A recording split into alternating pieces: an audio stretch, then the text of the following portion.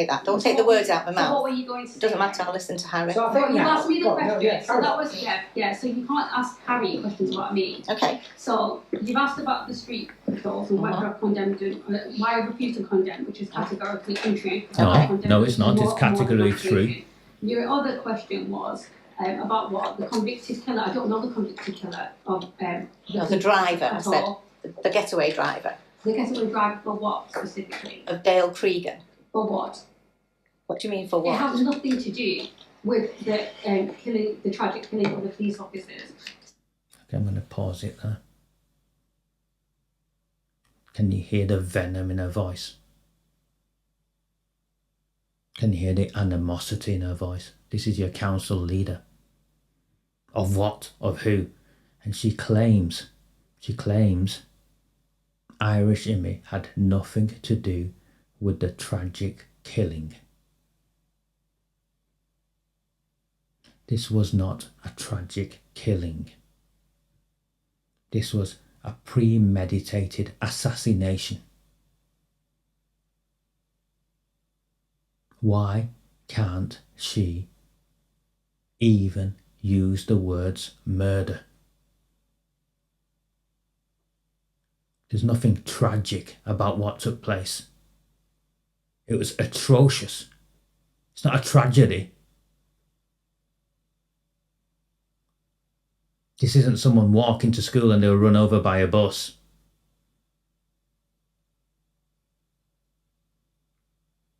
And as for him having nothing to do with it, he was in the dock with Dale Cregan. He drove him to a safe house after he'd already murdered one lot. And that's from where he planned what he did next. For the leader of Oldham Council to claim he had nothing to do with it is disgraceful. Do not fear them.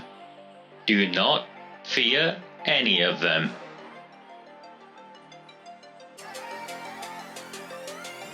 On the 20th of November 2003, James Ignatius O'Rourke McMahon was elected councillor for the Failsworth East Ward of Oldham.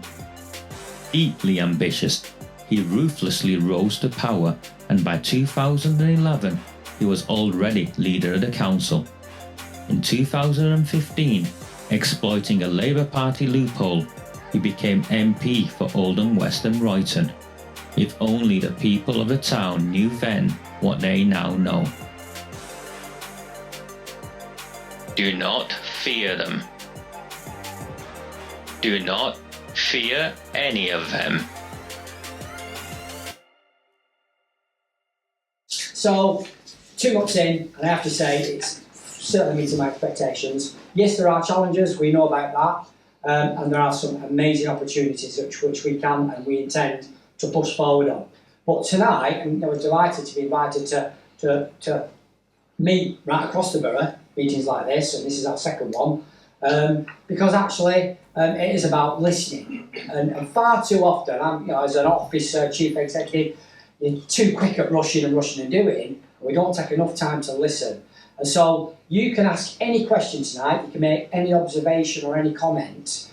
Our commitment to you is, and I can't pretend that me and Arooj will have all the answers, but our commitment is we'll take a note of those issues, and if you have signed in, and possibly an email, we will circulate after tonight to everybody that's attended an update on those issues. And you'll see for yourself that, that's what you raised, and that's our latest understanding. So the floor is yours. We're here. Jeff, definitely here. We're not going to do a big presentation. It's your floor, your issue. We'll try and respond now if we can, and if we can't, we'll capture the issues and come back to you on any matter. So who wants to go first? Well, can I? I'm Bernadette Kilroy, Solid on Ashes Lane, Springhead. You said you've got 2,000 people who work for you. What I think is they're very disconnected, because I think they work in departments, but what they've missed is the core value, which is the work for Oldham Council. They're not working as a unity, as a one blob.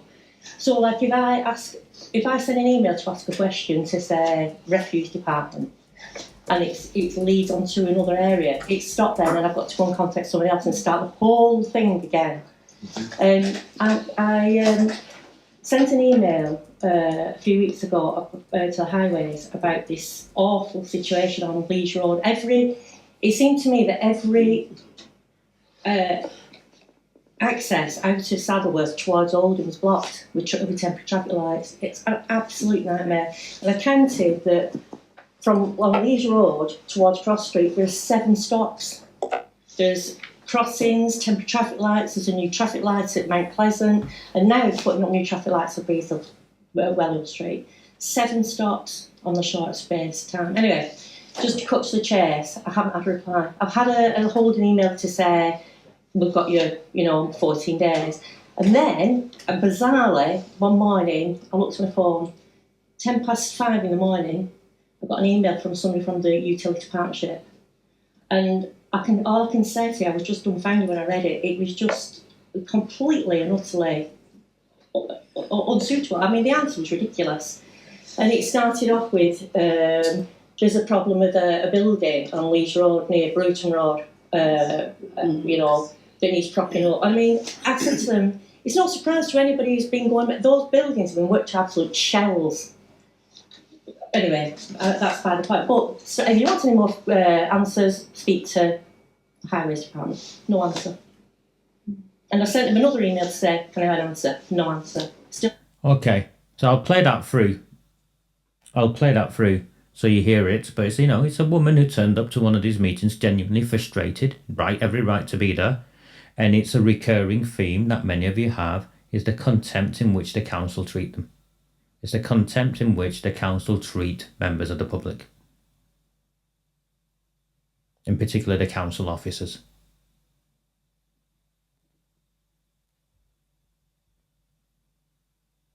Still with, and that's what I found with Oldham Council. I'll say to what's happening about what's this adult precept thing on the charges on the council tax. 4 weeks later, I got an email saying follow this link, and I sent them a message back saying stop it. It's taken you 4 weeks to just give me a link to read it. Yeah. So that's what I'm saying to you. It's all disconnected. So thank you. You've raised quite a few issues. So straight away you can see, and this plays through, you'll see the pattern, it's Dirty Harry who's taking the lead, and Dirty Harry is kind of like a gatekeeper to Arooj Shah in these meetings, so he wants to answer the question. Well, actually, they are linked, both those issues, and I'm going to be straight with you, I've recognised that in my first 2 months, some of that silo working. Yeah, so I have already, with the permission and support of the leader of the council, I've started a reorganisation of the council, not to spend any more money. I've been very clear, I've got to do it within a current budget, and I've actually committed to a saving, but I'm reorganising the senior management of the organisation to ensure that we work to a more joined up council. There should be none of this, thank you very much, but please can you ring another department?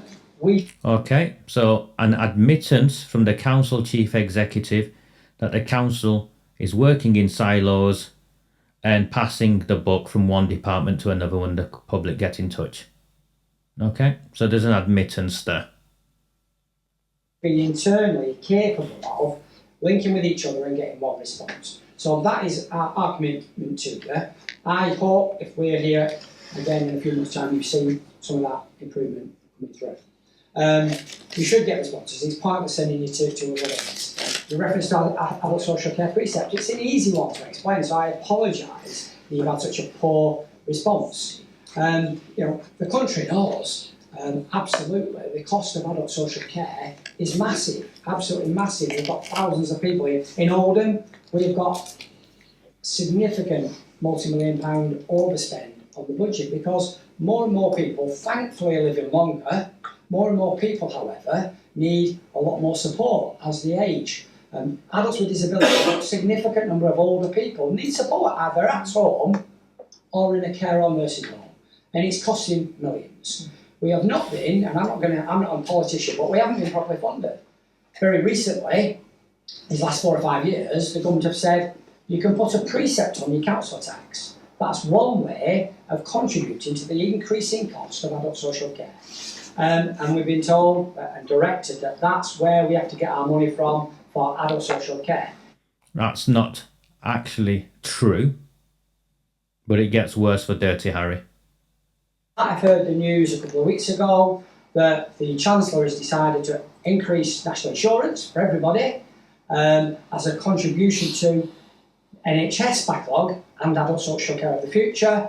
And we've also been told that from April, you need to put your council tax up with a preset for adult social care. Okay, so he's claiming the government have instructed the council to put the council tax up.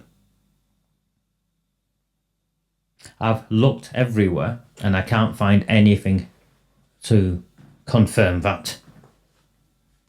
The chief executive of Oldham Council is claiming that the government have instructed councils to increase the council tax. You've heard that. That's not true. He's playing politics. The chief executive is playing politics. He shouldn't do that. That's not his job. But he's immediately playing politics. You can see his narrative. Yeah.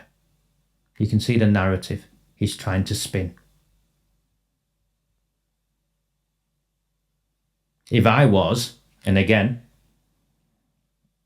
if I was a Conservative councillor, if I was the Liberal Democrats, and there were two Liberal Democrats there, Sam Al-Hamdani was there, and Kenyon was there. So there were two Liberal Democrats there. They sat silently whilst this, is it a lie, deception, was told. And of course it had nothing to do with the answer to the question, Gary.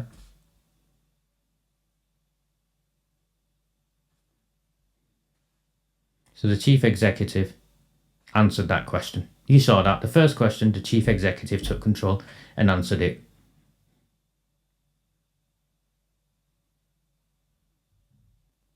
That's not politics, that's fact. And that's me as an officer saying... So that's not politics, that's fact. No, it's not. It is politics and it isn't fact. That's not politics, that's fact. No.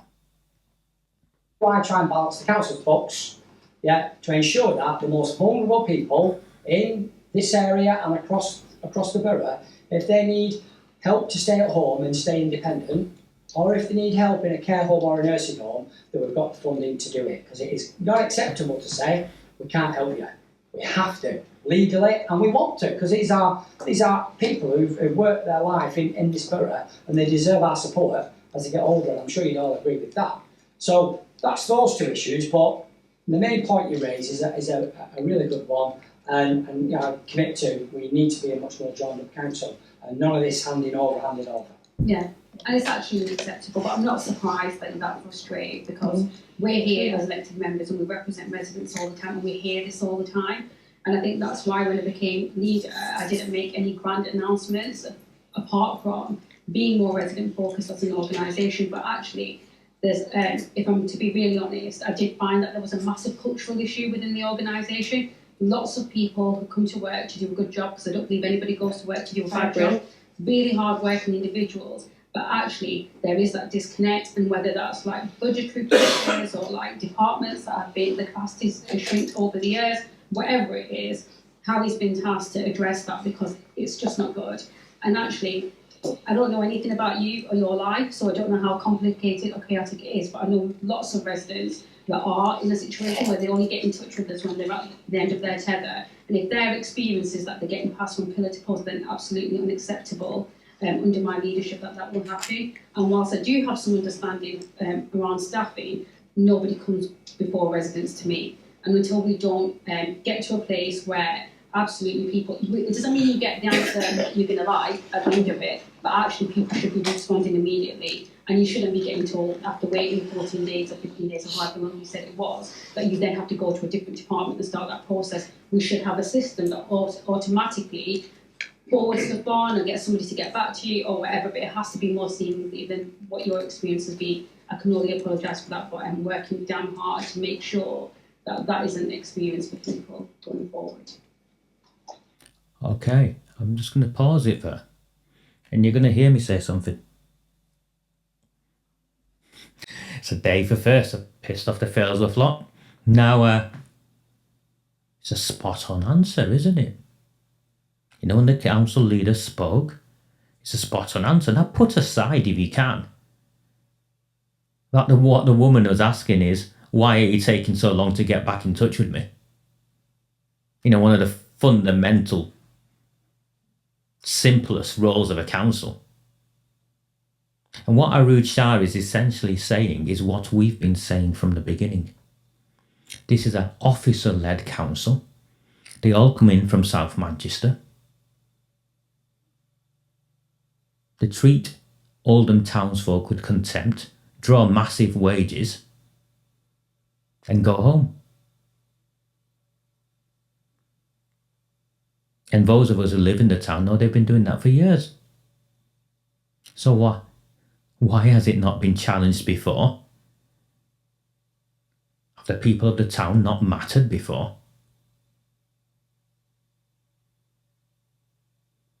But what's the system? What's the system? Harry goes on about, you know, he's been here and he's going to implement in this system. He's spotted it and he's implementing this system. But what's the system?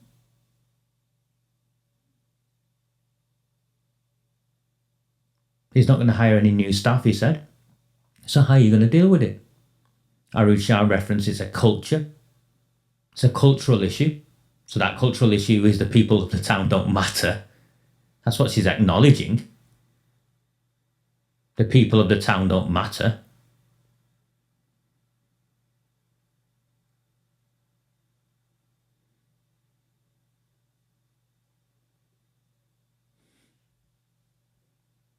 Yeah, I've not misheard it, have I, Nick? I've not misheard it, have I?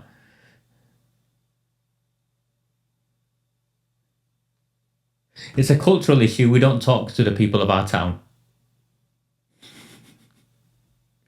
So what are you going to do? Are you going to publish performance indicators? Is there a single point of contact? Is there a designated person? What's your system? What is the system now and what is the system you're going to introduce? That's where my credit to her stops. Because, and I'm laughing because I've worked with Nick in the past. There's no system introduced in the council and there won't be a system introduced in the council. It's just noise. It's just absolute noise. Yeah. It gets worse, mate. It gets worse.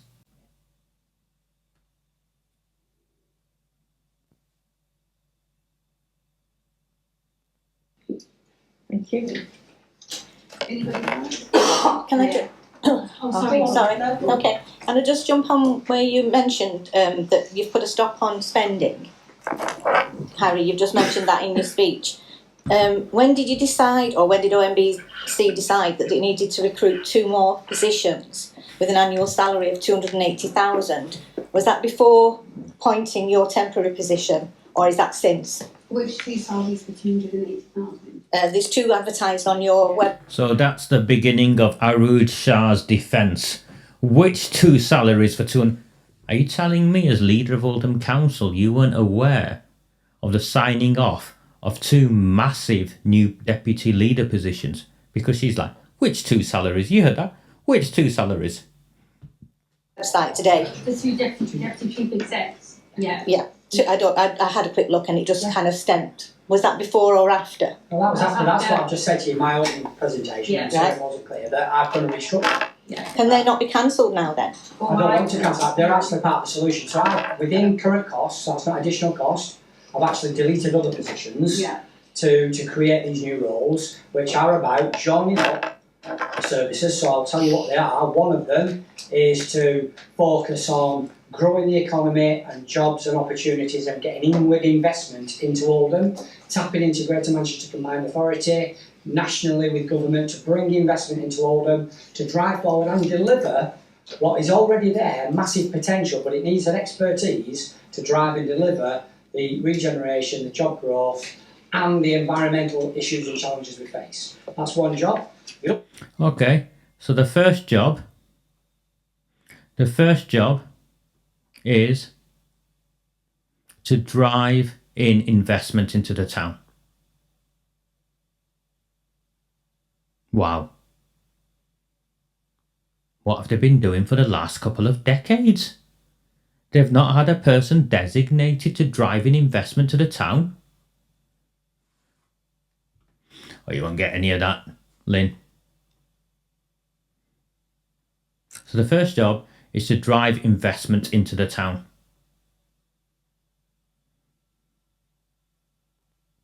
So our 2 deputies will be about all the people services, from adult social care, child protection, public health, moving upstream to community safety, which is a big issue for us, all of that, to join them up. And then... Okay, so the second job, they're in trouble. It's about a community safety, safeguarding, they're in trouble. So they're already preempting the grooming gang report and a whole host of other issues they've got that they've clearly been covering up.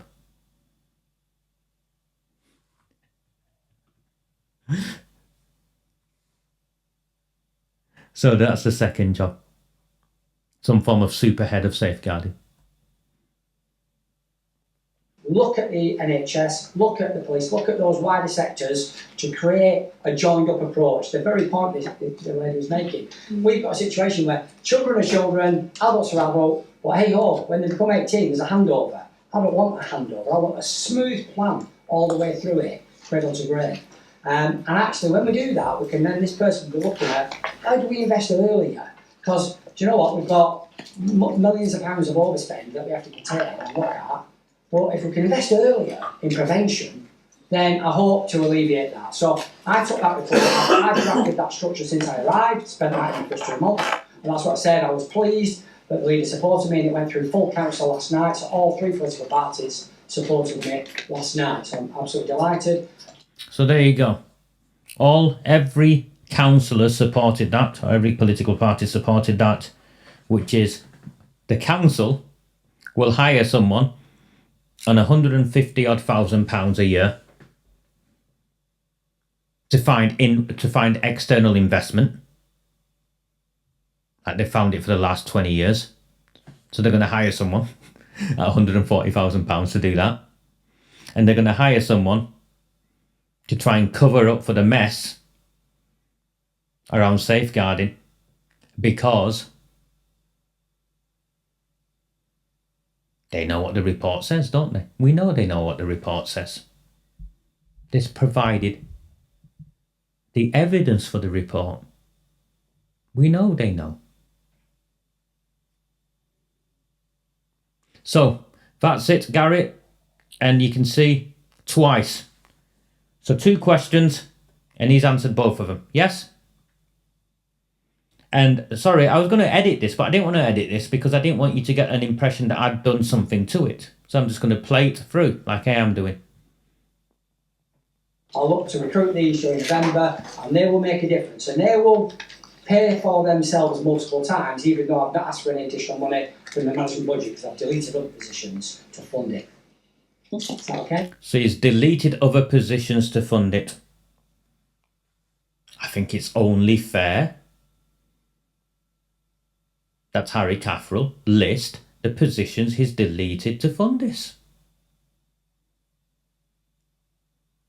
So one for Anita if she's here, or Charles, or one of the others. Submit an FOI request. Ask how these positions have been budgeted in. And also ask for copies of the performance indicators of these, because he's claimed it himself. These people will pay for themselves several times over.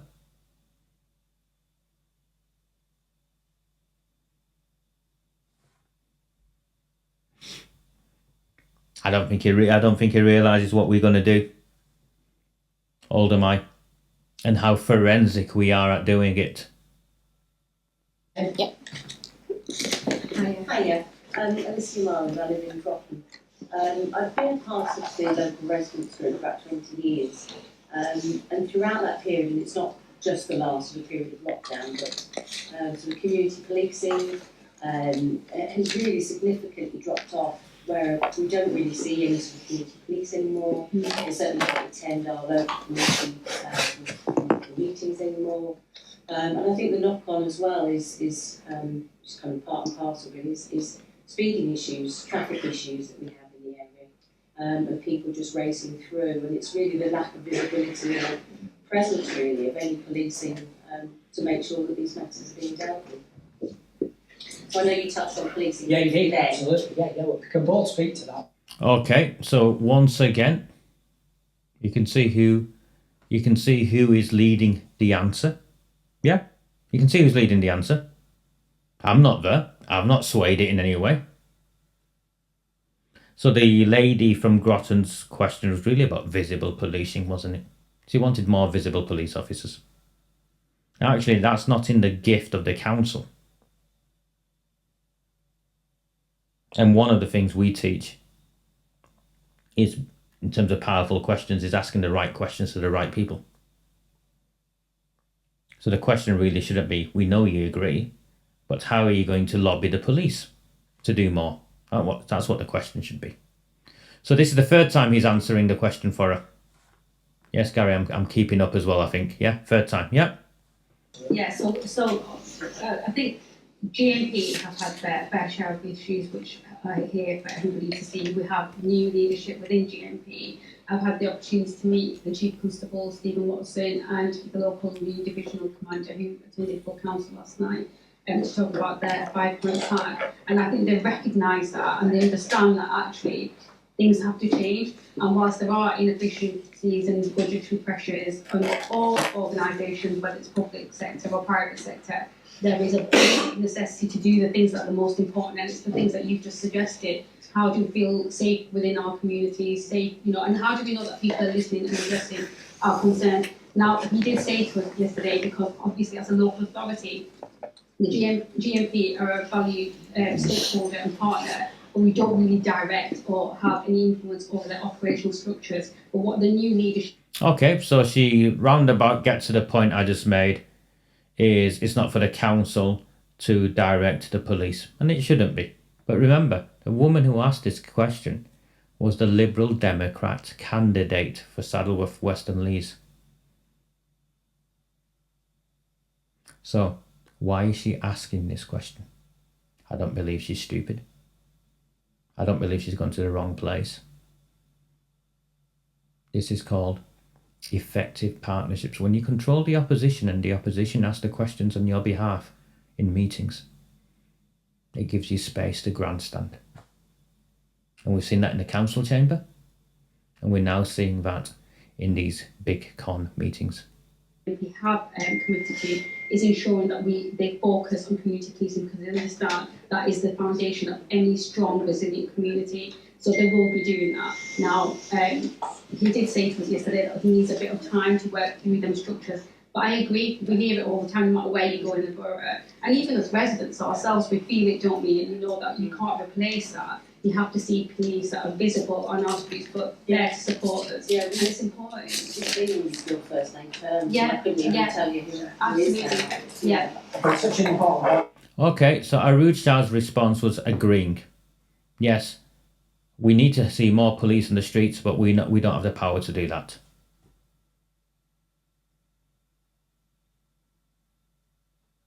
So what's the purpose of the meeting? It was just right there. There, you captured the purpose of these meetings. It's not to deal with your questions. It's not to give you solutions. It's not to share expertise and strategy within the council. It's for her to try and win across people.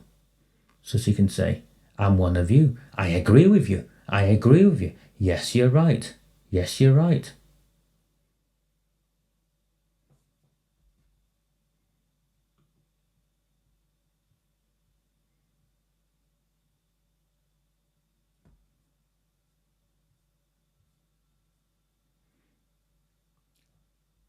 Yeah, it's exactly that. It's that coalition in the garden, wasn't it? With David Cameron and Nick Clegg.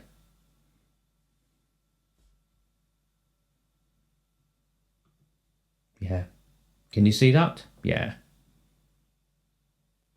Raised, which has been recognised, and there's a commitment that they will respond to it, i.e. they being GMP. So, for instance, the divisional commander, we used to share one with Tameside. Tameside and Oldham shared the divisional commander. And Rochdale actually. And was that Rochdale? Yeah, it's all So now we've got our own. Yeah. So with effect from this month, so the Chief Constable has said every area has to have their own team headed up by a divisional commander. Yeah. And the reason why he said that is because they've been put in special measures, accelerated special measures, and they're at risk of being took over by a different police force. So they've not done this because they want to. They've done this because they have to. And you met the guy at the council meeting last week. Which is a big investment, and ours has just started a couple of weeks ago. So a big investment. You should count yourself lucky that we've spent this money. And last night, Chris Boyd to speak to us. Brand new, he's been brought in, excellent track record, been brought in, he lives over in Yorkshire, with a Welsh accent. So when you meet him, you'll recognise him. Yorkshire with a Welsh accent is a good mix. But, absolute, as Arooj says, real commitment, and he's got to follow that through now, absolutely. And you know, and it is our job to hold them to account, so that's what we do, and we will do that. So we do make that commitment because it's important. They have made a commitment to hold the police to account. So how do they hold them to account? How do they hold someone to account who retires in 2 years?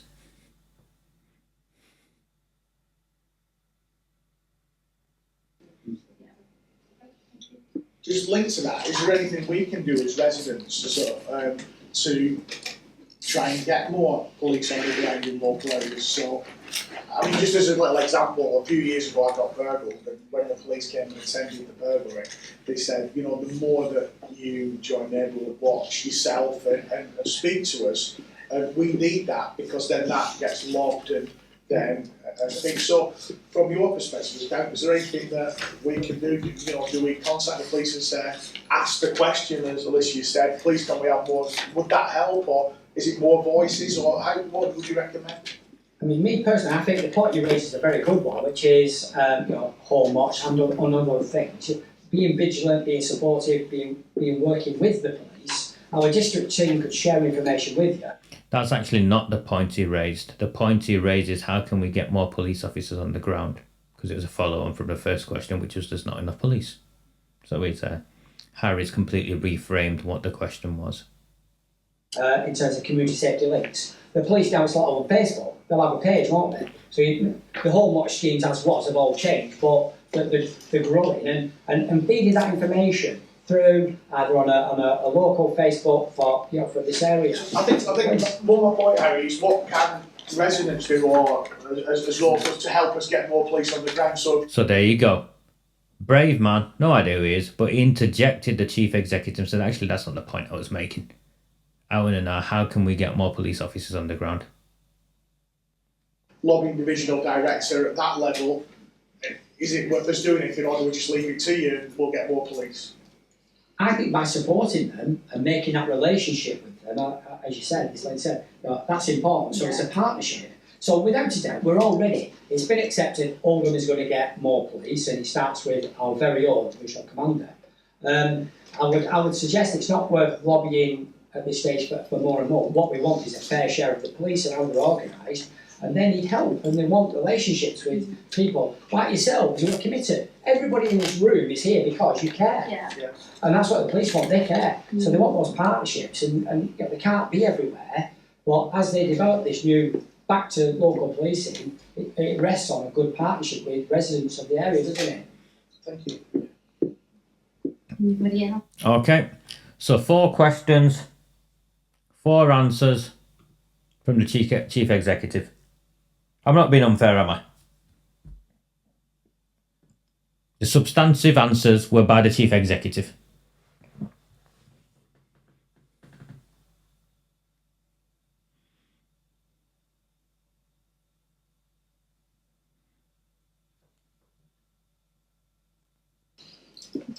Yeah. I had a place like Tiger Bridge. Is there any way you can look into public question times, whether we could have it extended. If you look around this room tonight, 15, 20 people here, Yeah. and we've got an hour and a half to speak. About 6 times a year, in the council chambers, the whole town gets 15 minutes. There's a big, and people want to be heard. They don't want predictive answers on the net. They want to speak face to face. Yeah, we are reviewing that, so we will be taking it forward to. Okay. She's claimed she's reviewing it. She claims she's reviewing public questions.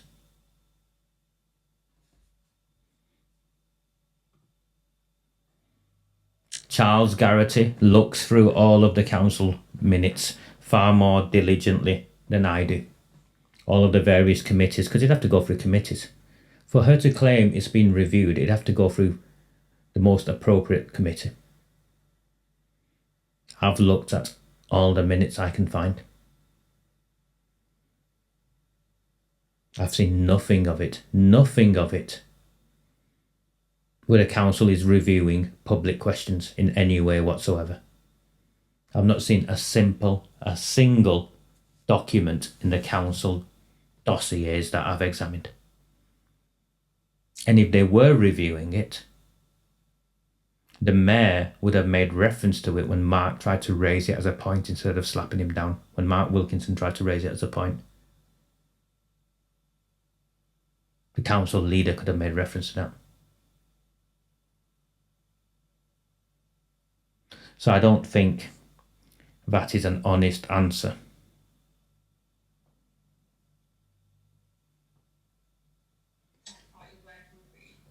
We will have a conversation around it and see how best. But there's lots of ways that the public can engage. So this isn't a one-off time. There is, because elected members have surgeries across the borough.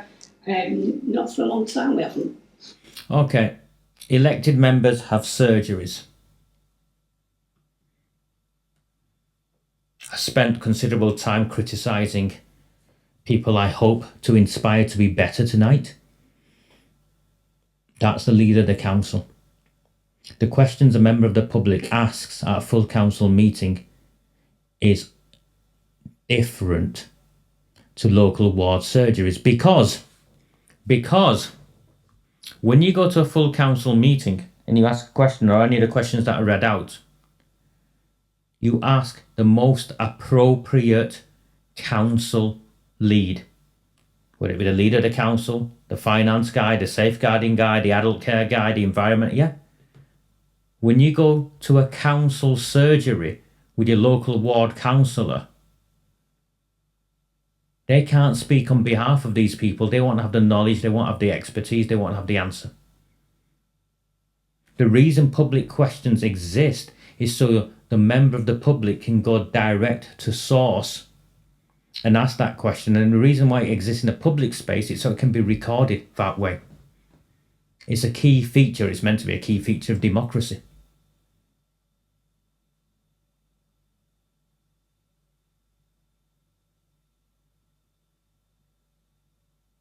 I've used the term before today and got called for it. I'll use it again. I don't believe she's thick as pig shit. She's intentionally misleading.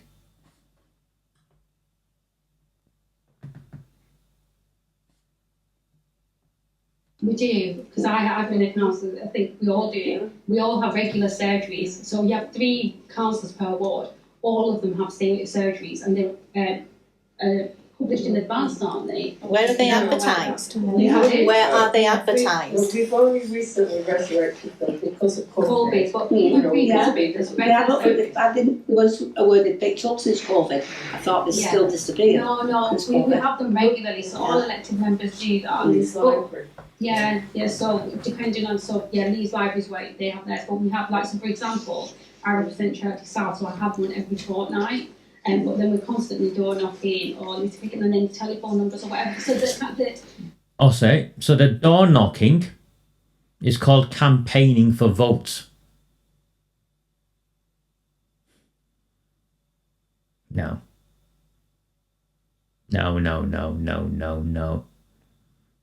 And the ward surgeries, as a lady who did ask a question, I think it was Denise from what I could hear. I think Denise asked a question. It's not even about where they're advertised. The purpose of the ward surgeries is not the same as the purpose of asking questions in public question time in a council meeting. And remember, the fundamental point is it's too short. And the fundamental point is then what you're doing is prescripted responses without a right to reply. And more often than not, you're completely ignoring the question that was asked. As we can all see, as we become more politically educated and more politically aware of how democracy works in this town. So it's kind of like the first answer out of the 5th question now, where she tries to answer and she's telling a series of mistruths. If people want to comment on questions, I'll that's just fine. stop you there. Yeah. I've lived in my present property 10 years and I've never had one knock on my door. So I don't know why now. No. Yeah. Exactly. We're speaking from different hymn sheets and that's what we need to sort out. And the knocking of the door isn't the point, is it? That's not the point. Because the knocking on the door is for votes. So whereabouts do you live? Springhead. No, but whereabouts in Springhead? Hood Square. Hood Square. Which square? Hood Square. Square. Yeah. Okay, alright, but I find that highly unlikely that nobody's ever knocked on your Nobody's door. ever knocked. Okay, so she's calling the resident a liar. So that's what she's doing. She's calling a member of the public a liar. I've lived here 19 years. I found out tonight that In the this same lady house. here is my lady representative and I can honestly say we've never met. No, we haven't. No. But that's not because I haven't knocked on your door. Yeah. No, I'm not saying you. No one has. No one's not. I haven't even got a leaflet from Labour through my door.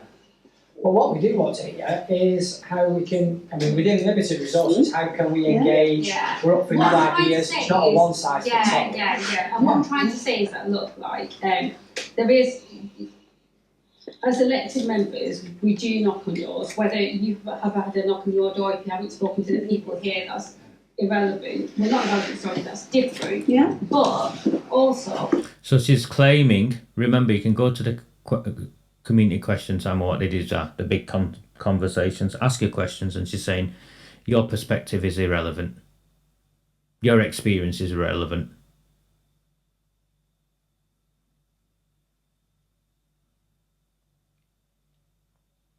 There is no structured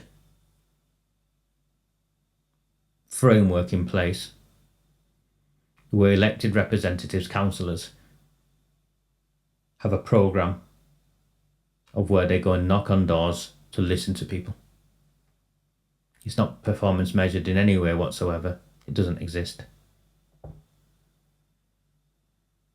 Some councillors are better, as we all know, and some you never see until election time. And the lady specifically asked about question time, public question time. And Arooj Shah claimed it was being reviewed. And then launched onto a series of nonsense sideshow conversations. And you can see, can't you, Lynn, Harry and Arooj are trying to speak over each other.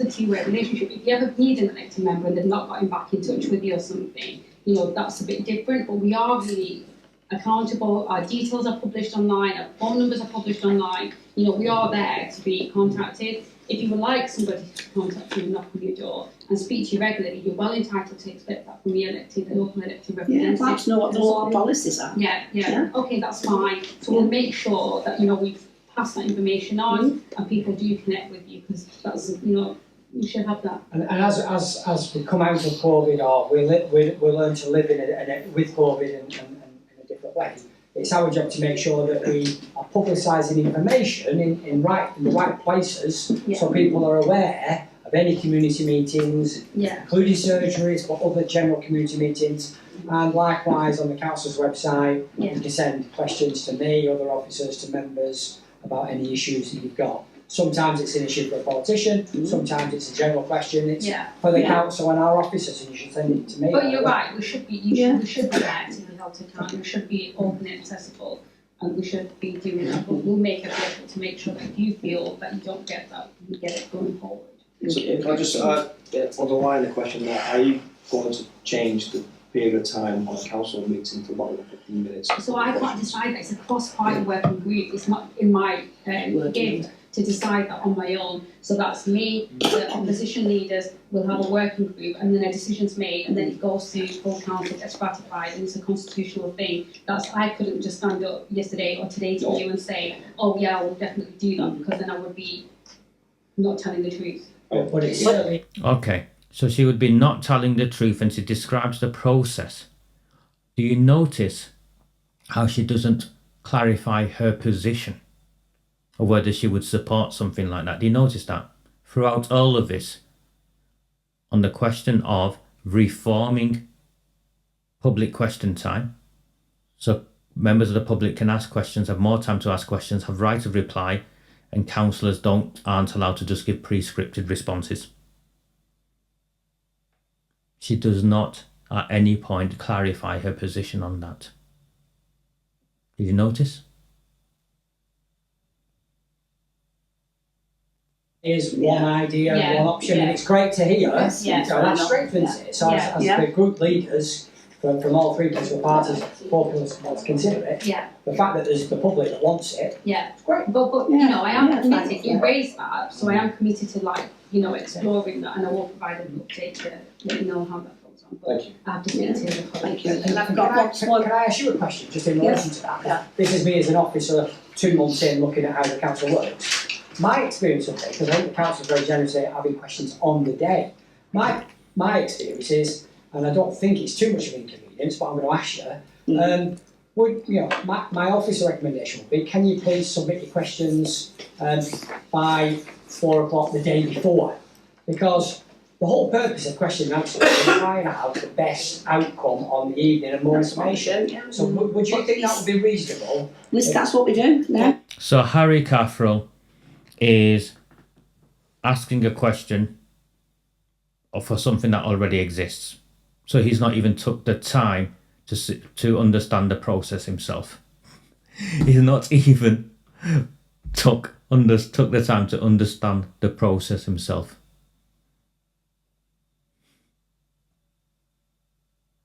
But you've only got 15 minutes to be answered. You know, not all of them get answered. They put But the on ones the that web. don't get answered, we do get a written reply. We don't ever not On the respond web. to anything. Great. But if we had longer time, perhaps people could turn up at the meetings and hear, face to face, the reply to the questions. Or rather than it be But you prescripted. turn up and you're not sure whether your question's going to be asked. But some of the questions, it's not about them being pre-scripted. It's about if you ask technical questions that require technical answers. Elected members are just members of the public. I don't claim to be an expert. They're not technical questions. They're pre-scripted, so they avoid answering the questions. You can see it. They're pre-scripted, so they avoid answering the questions. If I require information or an expertise or whatever, then I have to make sure, in order to make sure you get a fully informed and appropriate answer, that you get that. That's why you might think it's scripted, but it's in order to make sure you get the answer that you actually need. Can I just add something else? So there you go. Complete lie. And I'll evidence that if you want. We're just looking at public questions from the last 3 council meetings since he's been in charge. It's a complete lie. You listened last night, you had the malicious blogger from Huddersfield answer 2 questions. He doesn't even live in this town. That to me is taking our time So who do you mean off is us. a malicious blogger? Neil. Feigning ignorance as to who the malicious blogger is. Feigning ignorance.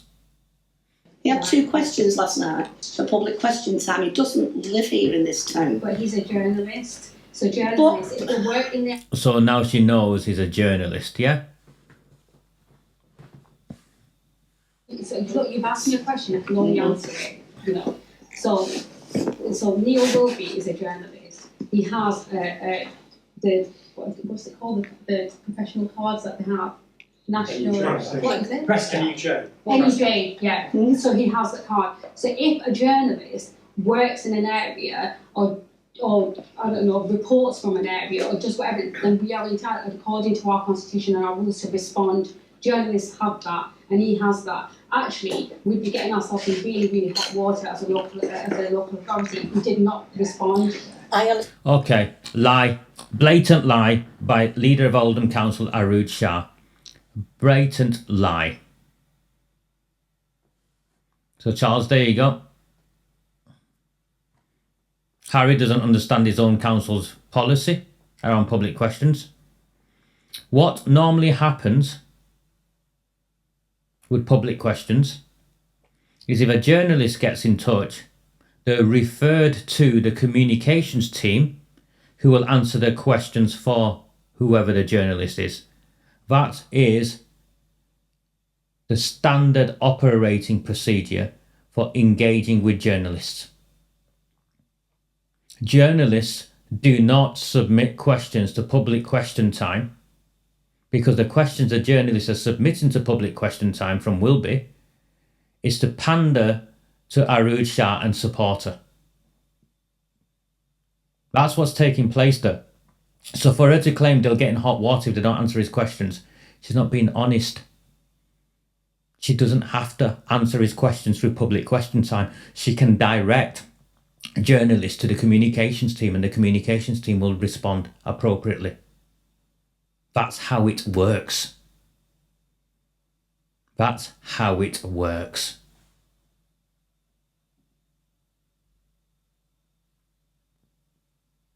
Done that, but if he you could be got to fill responded to 15 in minutes. writing. Pardon? He could be responded to in writing, and the residents in your town responded to verbally.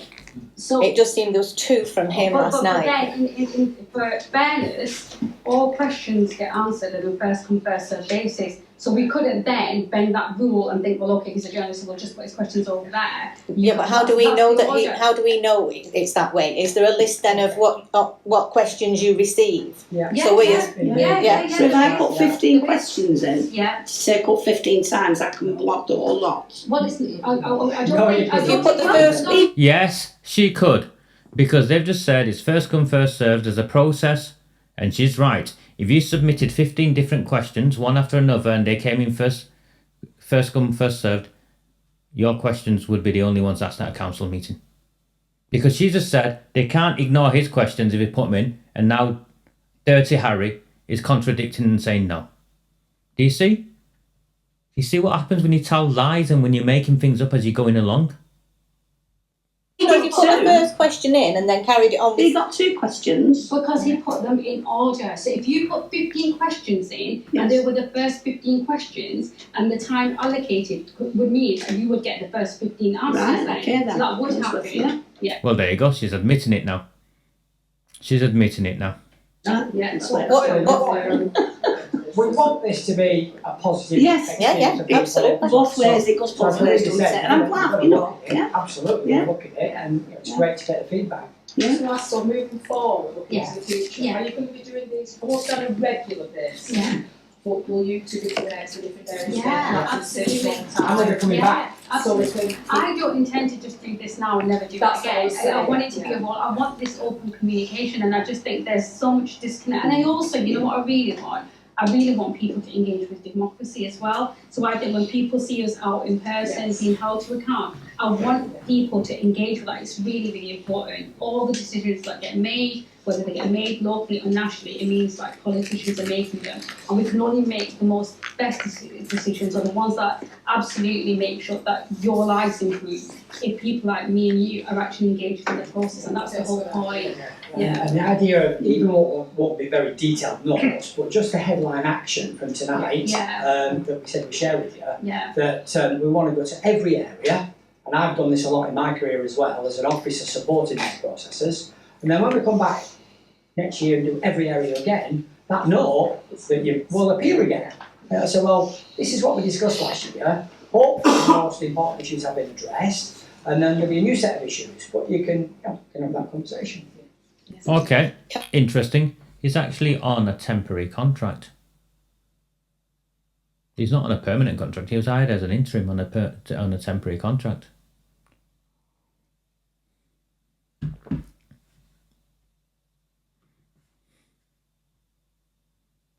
I had another one about Neil Wilby, because you were saying in the chat meeting last night about inciting hatred online. Yeah. Neil Wilby is a malicious blogger and a proven liar, and has been accused of that, and he's actually inciting murder against people in the borough, and it's on Facebook.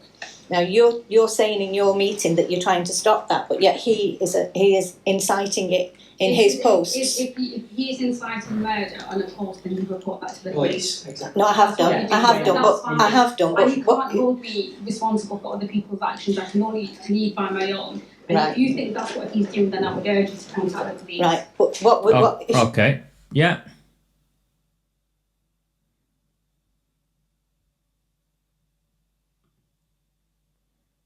Here's Arooj Shah, a couple of days ago, thanking Neil Wilby, fully aware that he's a malicious blogger, proven liar, and inciting hate crime. Because that's what happens when you publish people's names and put their photographs up and make false allegations about them. Here she is. Thank you, Neil.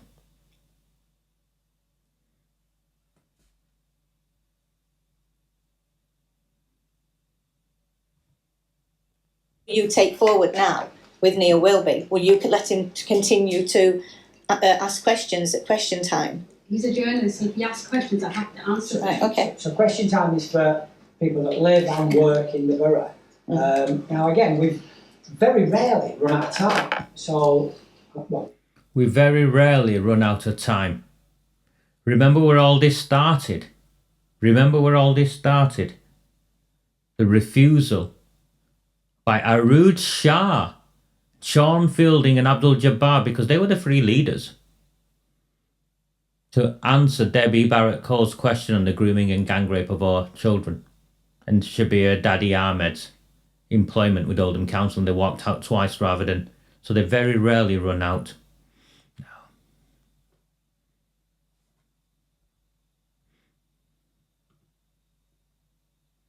Just barefaced lies, isn't it? It's just barefaced lies. it's only been 2 months, 3 meetings, so I think we did quite well. But I do understand the point you made as well about turning up to ask your question. I think it's quite empowering to come up and ask the question rather than...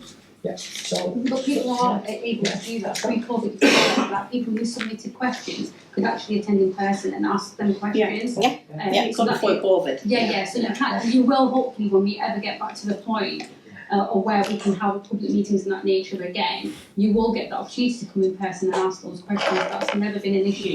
The only reason that stopped happening was because of COVID. Yeah. I'm here just to represent a group that I managed to put together regarding the Places for Everyone thing. So, as you know, there's like 7 or 8 green belts affected in Oldham. And these are green belts that have been formed under the spatial framework, also knowledgeable with the procedure, blah, blah, blah. So it came to my attention from some residents that they were trying to build on Broadbent Moss, which is will affect Durker, Shoulder, Moorside, and effectively water treadings. So the plan, I contacted my councillor, a councillor that I knew, and she virtually confirmed that it went through. 2 days later... Sorry, can you just move your mask? 2 days later, I saw the ridiculous tiny weeny maps. There were less than 10 in an area of the 12,000 residents. There were less than 10 posted in barely visible places of the plans that they had to build houses on this particular valley, 1,500. Well, obviously, I panicked and I didn't know what to do. So I found out these are the people with all they've been going for years with the spatial framework. I knew that this would affect a lot of people. So me with 2 colleagues, we got together and tried to inform as many people as we could about this. They were utterly unaware. Durker, Shoulder, Moorside. You can count on that many fingers the amount of people that were aware that this was going to happen. And we were given 8 weeks to drag through the extremely difficult documentation, the procedure, at least 30% of people are either illiterate or have not got access to internet. It's an absolute scandal. Why would you sell? I've spent 6 months analysing the wildlife on that valley, and it's absolutely incredible. There's at least 30 badger sets, there's a massive route of really rare bats, there's endangered species all over, number 1. Number 2, it's full of mine shafts. Number 3, it's a massive floodplain.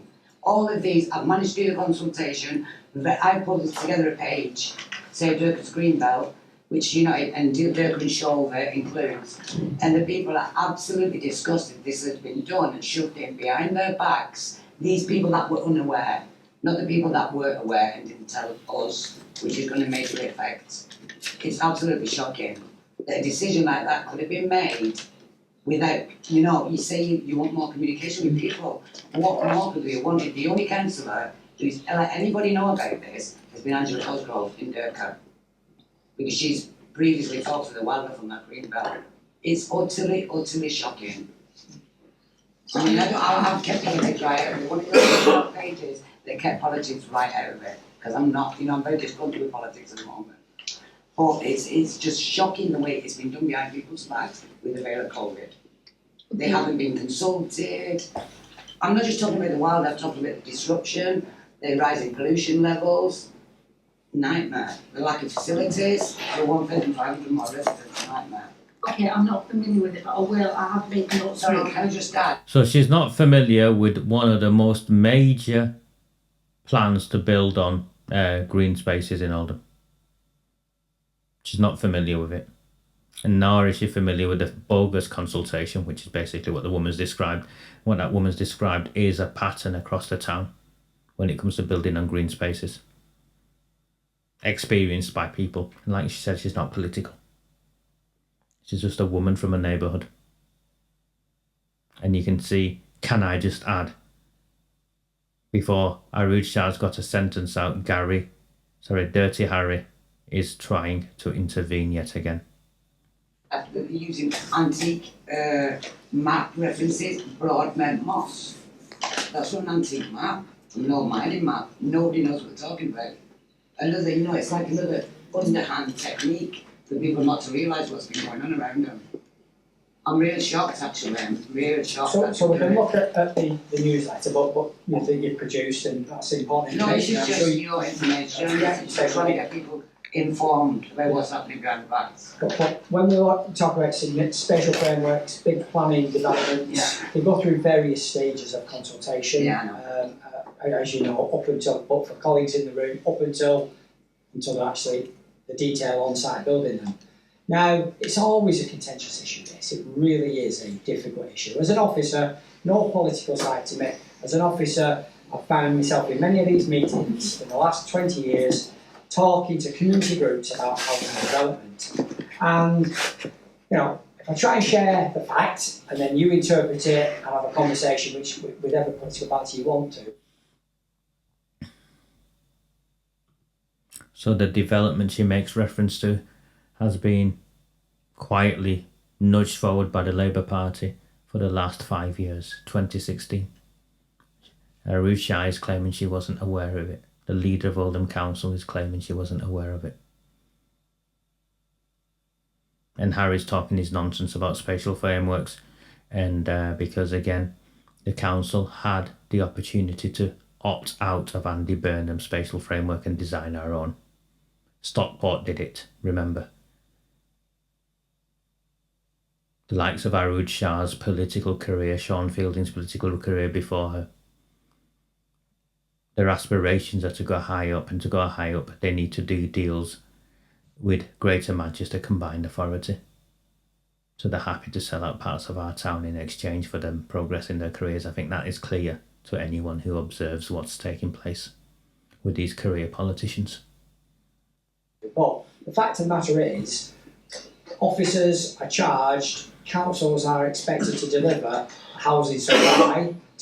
And he ignores, in the background of this, Oldham Council's lead planning officer was suspended for gross misconduct, allowed to resign, and Oldham Council to this date has not explained why they suspended him for gross misconduct.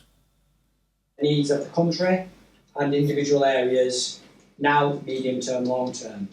And whether that's individual villagers, about young people who can't afford to live here anymore, or about a whole borough where there's a significant increased requirement and demand for new types of housing. So we have to do a clear plan of our delivery of this housing requirement, and the numbers are negotiated with the government, and they set a number. And if you aren't delivering what's called the housing supply, this number, I'll keep it simple, if you aren't delivering that number, you have no protection against private developers who could come in, any green belt you like, with... That's not true. That is just simply not true. The owner of that land and do a deal and build. And we have got, as a council, our hands are tied behind our back because we haven't done the job of trying to ensure we've got the delivery of the number. Liar. So it's a constant battle. Liar. Social housing. Yeah, This is a massive requirement here. Is it affordable housing? Yeah. Now, who knows I'm going to afford 250 grand for a house? I know exactly. Tell me. And this is why it's important that we are able to bring about a full balanced offer that meets our expectations with government. Otherwise we're held to ransom. Can I just ask you what happened with all the brownfield land that was taken in Durka that was supposed to be for housing, social housing? The government did indeed set a non-binding target. In the midst of a climate catastrophe, we're supposed to be planting trees, supposed to be saving wildlife, not decimating. Because let me tell you, the people that have money and shit on the back by lawyers and planners or whatever, they touch this, that destroys that. This is a combined wildlife. I'm talking kestrels, buzzards, the list is endless of endangered species on there. So they might be alright, but they know about it for years. Well, no one had the decency to tell us. You know, people are growing from families that think they've got a chance, that think that their voice doesn't count. I'm speaking for them now. Yeah. Absolutely disgraced. But we included as much brownfield land in our plans as we could. No. So we absolutely did do that. No, not at all true. No. And not at all true. it's like Harry said, it's not an easy thing to do, but we do have like strict requirements set on us from government that we do have to meet. No, so either we do it not in a at all way where true. We can limit and as much damage as we can, or you have private developers who don't have any conscience at all. No, not at all true. These are private developers that are building. Thank you. But we still have a plan that they adhere to and work with us on. We can't adhere to anything. Once one house... You tell her, love. You tell her. So the issue about the whole wildlife structure... That's my personal. My other colleagues, pollution, lack of amenities, other things that are going to be very important for these 12,000 people. He's a liar, Nick. He's a liar. And I'm sure not to your satisfaction, but there'll be a massive responsibility to look at all of those issues impacting wildlife. The issue that needs to be looked at is the difficulty of the consultation process, the maze of documentation that people were expected to read, digest, and comment on in 8 weeks. It's a disgrace. The way it's been done, it's absolute disgrace. Well, if the consultation process is something that you think that's difficult to navigate around. Me? And whoever. Whoever. No, I mean, I'm normal, but you know, I mean, if you're not familiar with the language is planning language. But that's what I'm saying. If the consultation and that engagement, which is ultimately supposed to be about engagement, if that process is not easy to navigate through, then that's wrong, and that's not right, and then we should make it as simple. The people of Durka, Moyside, Shoulder, apart from that, people that joined along to the Green Belt of Shore, absolutely clueless that this was happening. Yeah. Clueless. And we had to take our time, with pleasure if it did anything, to knock on door by door to at least 4,000 or 5,000 residents to inform them. They were so disgusted that they didn't know about this. It's like we were doing under the rug. That's well made. Just on this thread about building, that's the other thing that I'd like to kind of make a point of, and I kind of accept what you're saying about the constraints. But you know, when new housing is going up, we have got an issue that we haven't got, like fundamental stuff like I can hardly get an appointment to my own doctor, for example. Who can find an NHS dentist? Impossible. Yeah. Our schools are like brimming to absolute bursting at the seams. Yeah. You couldn't possibly now get a school of your choice because you just land where you throw, kind of thing. You know, I don't know what the sewer network's like, but it must be bulging to absolute, you know, because all we're doing is we're building stuff, but just linking in to what we've already got. And it's, for me, I just don't think it's enough. Mm.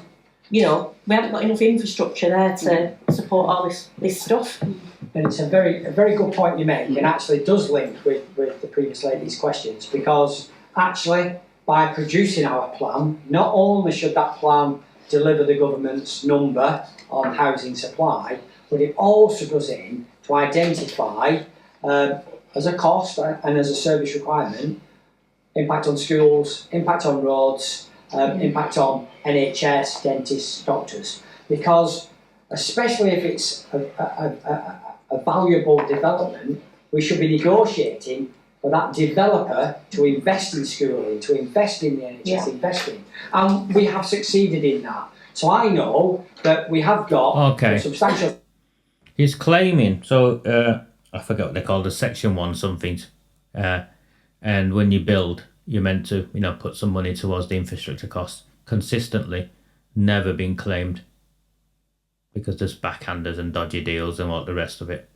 So he's just he's claiming they've done it. He knows, he's claiming. Harry Catherill, the new leader of Oldham Council, is claiming Oldham Council is securing money from developers to pay towards schools, to pay towards infrastructure. Section 106, thank you. I've not misheard that, have I? He's claiming they're doing that. Someone should submit a Freedom of Information request and ask for a detailed list of Section 106 funds received on a development by development basis for the last 5 years.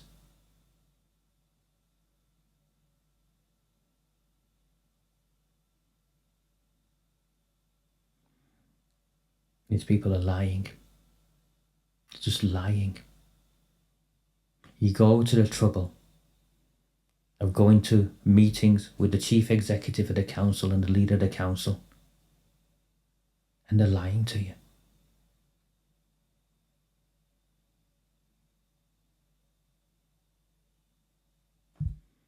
Yeah.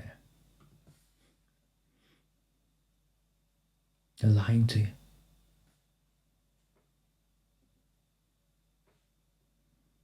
And remember, Sam Al-Hamdani was sat in that meeting. And the other guy, Kenyon, is it Mark Kenyon, was sat in that meeting. 2 councillors were sat in that meeting.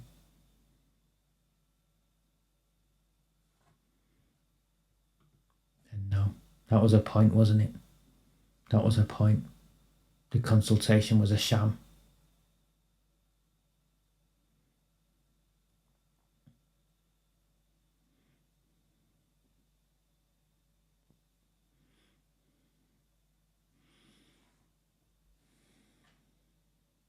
Sums, not to the council, but into education that contribute to either expanding a primary school that might be 2 forms or 3 forms, or building a brand new school, secondary, primary, whatever. So it is a key issue, and that's why if you're planning for 5, 10, 15 years, you can factor that in, and it can be a substantial sum. So where you see these larger houses that are worth a lot of money, in those same areas, the government would then tell us, and you should now also be getting and negotiating a big contribution to future education, future NHS requirements. And that responsibility is put on us as well. The government don't give us that money, we have to negotiate it. So we do, because we have to make sure that the children coming through have got access to, ideally, good quality, local education. Yeah, but if we... Okay, so the Section 106, Charles, that you say is online.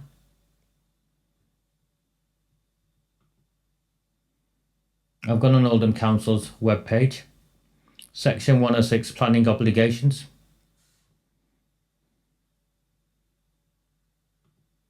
You can see it here. Oldham Council. It's not me, yeah. That's their logo. Report to Planning Committee 2010.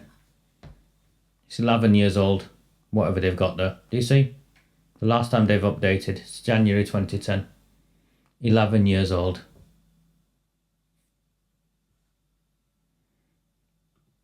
These people take us for fools. These people think we're stupid.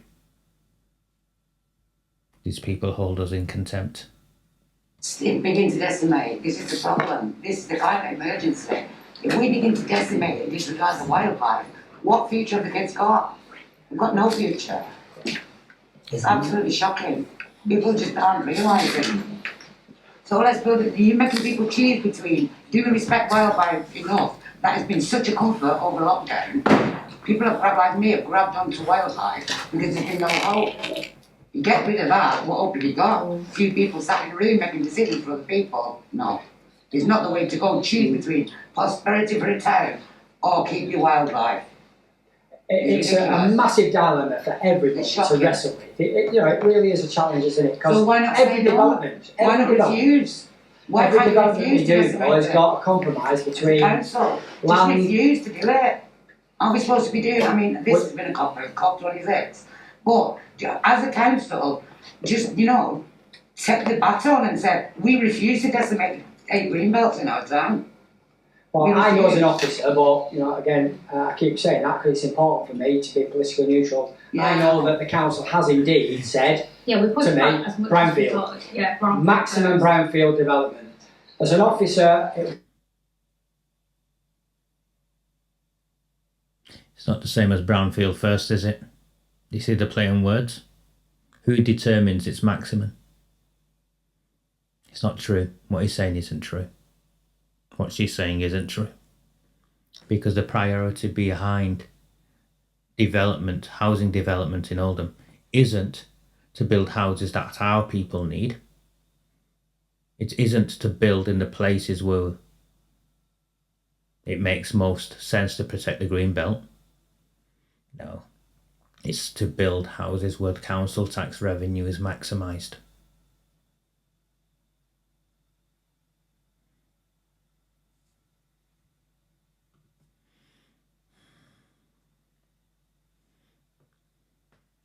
He's not very good, is he?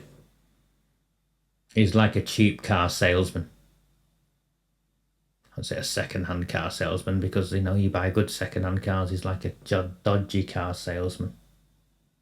it'd be easy for me to say, you know what, we can take community meetings on like this every day, but let's drive forward, let's build on Greenbelt, and that's where Let's drive forward and build that would be wrong. That would be wrong to do that. Yeah, that's what And I agree with you. It has to be a balance in life between all of these competing challenges. But what's also wrong is some of our not young people anymore, some of our adults are struggling to find accommodation that's affordable, where they want to live, where they're not they grow up. affordable, no, are they? The ones that they're building here, particularly, affordable houses, 250 grand.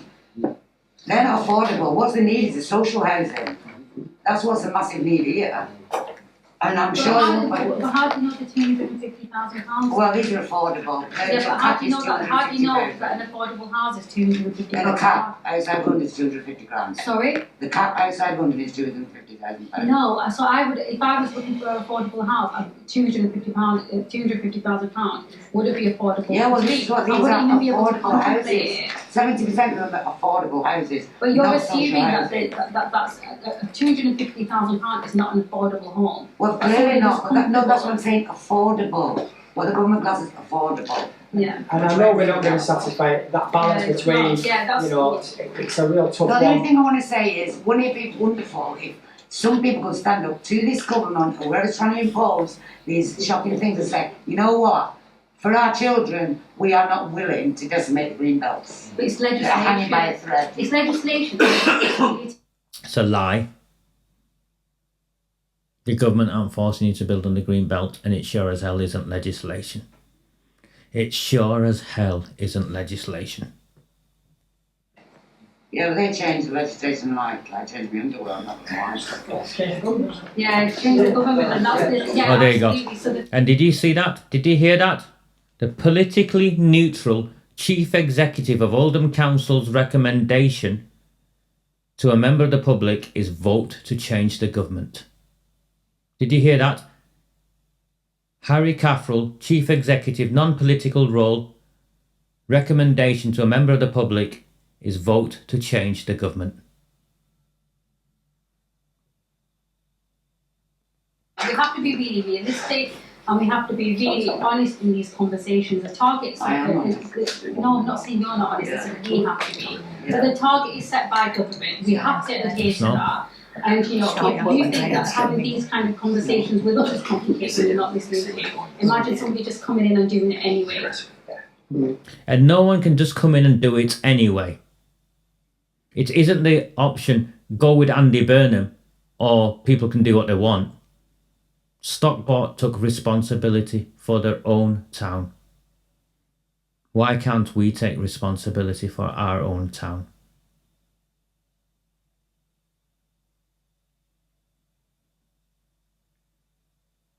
The Chief Executive of Oldham Council, in his non-political role, in response to this very legitimate concern raised by a member of the public, in the first instance about a sham public consultation process, which many of us are familiar with when it comes to Oldham Council,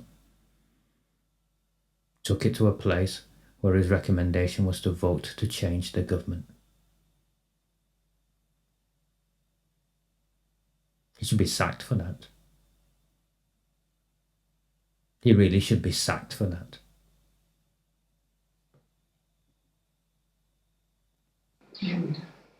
So, anybody else? Yeah, can I just ask what the current rent is for the market traders where they are, and what it's going to be when they're moved into the spindles? And also, I mean, I don't expect you to come back to me, but you can do, what financial support is there going to be for them to relocate? And will there be a rent-free period or help with removal costs? Because that's all going to come into their move. So they will definitely get support. We engage with them regularly. So we're going to try to make it as seamlessly as possible. And I think the one benefit that we do have with now having being owners of spindles is to make sure that we have a rent of some sort that means that they can have a capacity of a certain amount of time to make sure that they can build their business, because we understand what that transition can mean. And so we're regularly in contact with them, and we'll make sure that.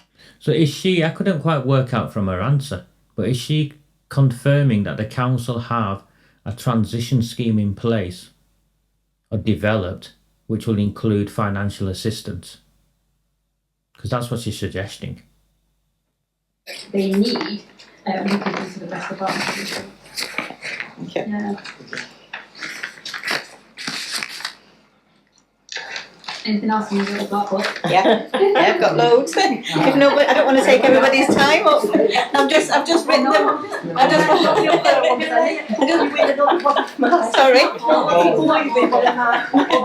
These people, I've just turned the sound down, these people are very brave, by the way, to go and ask these questions.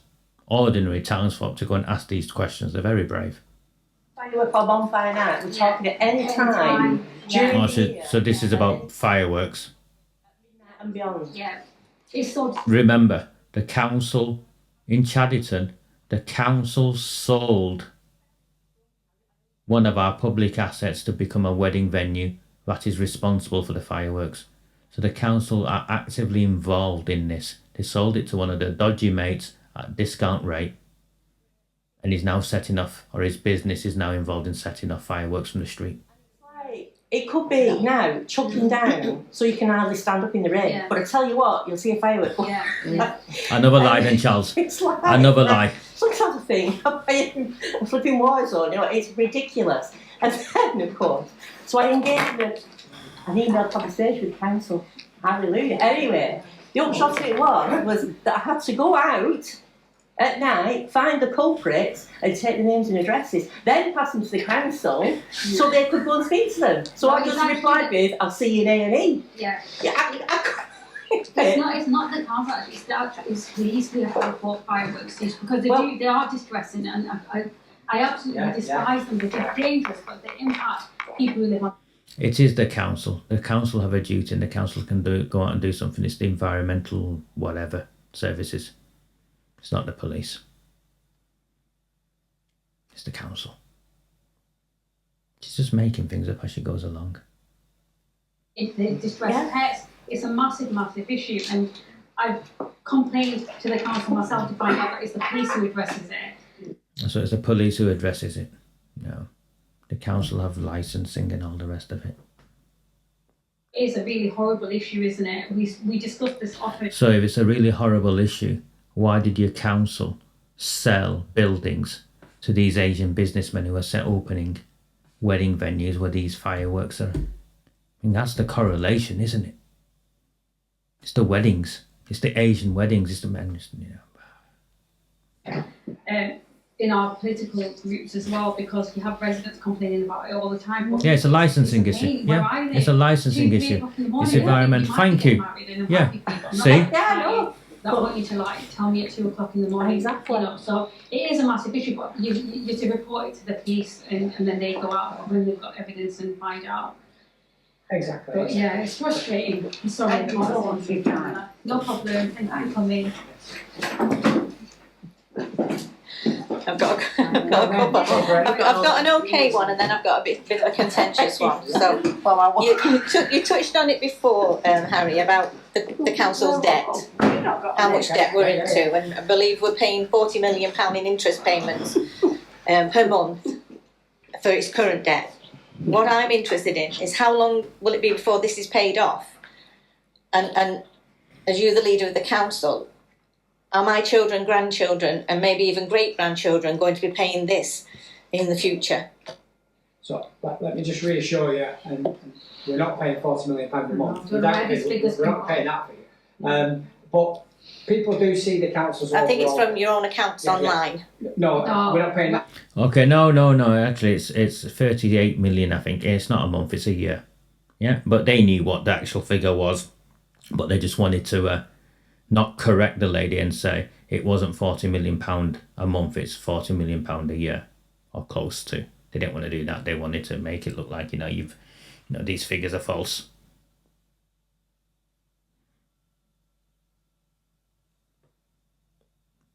But this bit.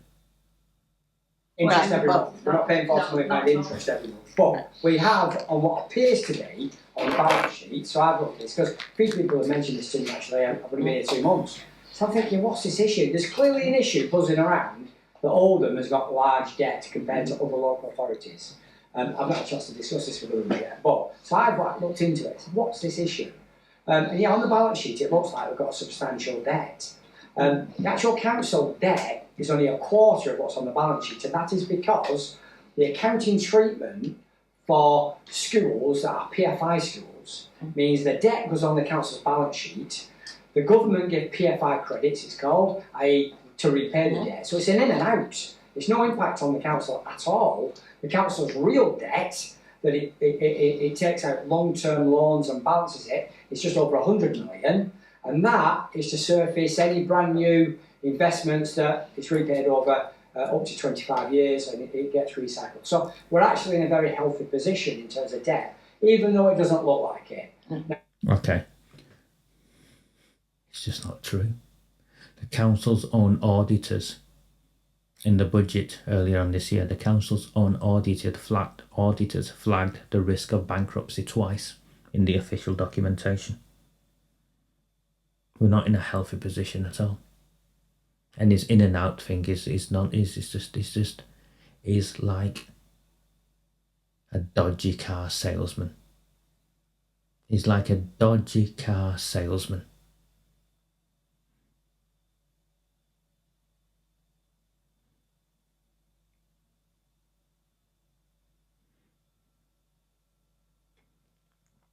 He can't be trusted.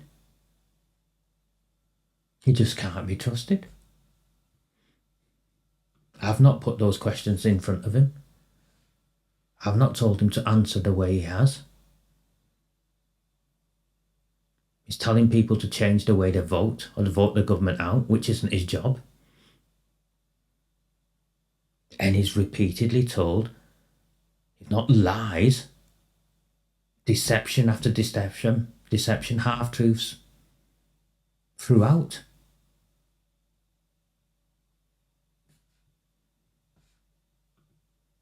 He's just not being honest. No, Charles.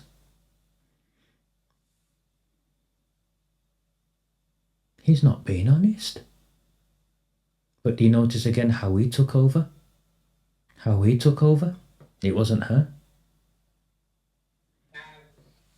who's creating all the rumours, I'll be delighted to get something that's a bit more user-friendly than I've just said. But out to say, look, let's myth bust this. Well, if you've been asked a number of times, I think that's an Well, it urgent, is, an it's urgent something thing that you need to do. So I will we do do, it. I will we do it. It's only in these last Yeah, couple but of I weeks. do accept that point, you know. Yeah. It is really daunting when you look at these figures and you think, what the hell are they? How long, Well, especially when you look at the maintenance bill that you've got and you're 50% behind, Yeah. but yet you're concentrating on spending 15 million or there or thereabouts for spindles, when you've got schools that haven't been maintained, Yeah. and lots of other buildings. And we want to be able to share information in this way, but on a broader footing, because actually schools, the vast majority of schools, are independent, have independent funding from government in terms of maintenance of buildings. Academies, now, The council's own paperwork showed they were responsible and they had money set aside for fixing schools and fixing community centres and buildings, and they chose not to and diverted the funds elsewhere, spindles, essentially. So the lady is right in her question. The council's own paperwork confirmed that. Minutes of their own meetings confirmed that. And he's trying to sidestep the issue.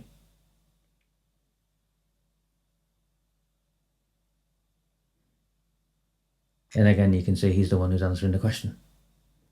so we'll always step in because they're our children. That's where we look. There's no... But No, I understand that. I mean your own independent buildings funding. and schools When and there are things. issues, we're the first guy. Yeah. If an academy is being flooded, we're the first there to try Yeah. and help out.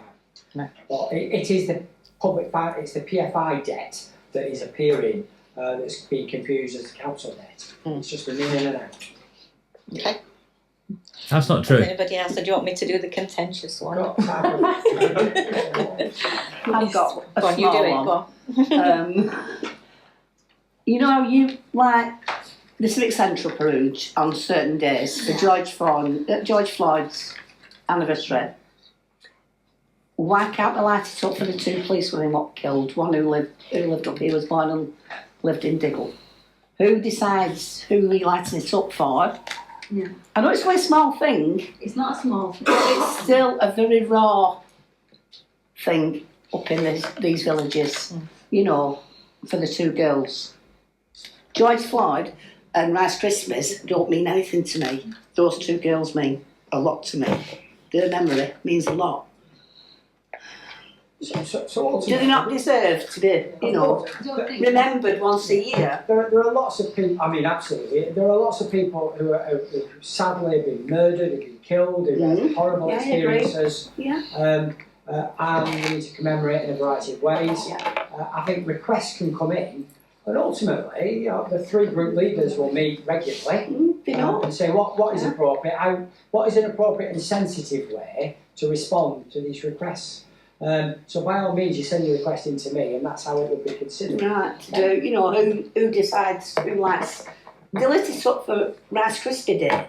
No, it isn't. What was it? What was the Rice Krispie? What's the Rice Krispie Day then? I don't know. I think there were. It was something to do with Rice Krispies. It got lit up for some breakfast cereal. But these two girls. Okay, it didn't get lit up for Rice Krispies. What had happened was, on the anniversary, where Greater Manchester Police and other police authorities were posting in memory of Fiona Bruce and Nicola Hughes, the two police officers. Oldham Council decided to put a Rice Krispie post up about Rice Krispie Day instead. And I think what the lady is saying, you're treating us with contempt.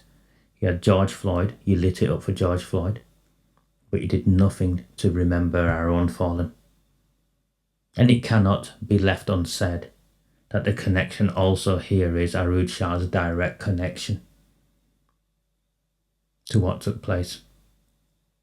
Her childhood friend, family friend, and you'll see this in a minute, hear it in a minute, was the getaway driver of the guy who killed these police officers.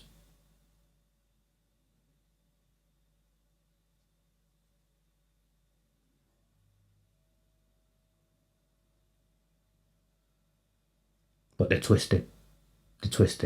These are brave people asking questions, and they might get a little bit confused.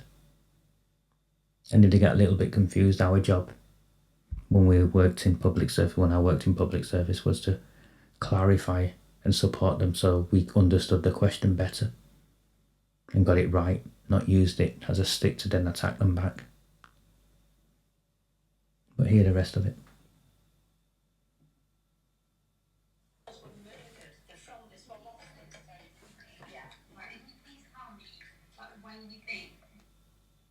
Lit up the Civic Tower for a serial. I'd have to look back in the newspapers to find it. So you actually Yeah. think and believe that we lit up Well, the Civic that's Tower what it came up for a as. serial- And for a also serial George Floyd. What does George Floyd mean George to Floyd. Oldham besides BM? You know, that nice It was a national matter. outcry. The whole country, Yeah. the whole country. So demanded was these something. 2 young policewomen who were murdered. Yeah. I mean, we've got But I don't think there's comparison in people's. There's not a comparison between George Floyd. No, she's right. Am I disrespectful? Am I wrong in saying I couldn't care about George Floyd?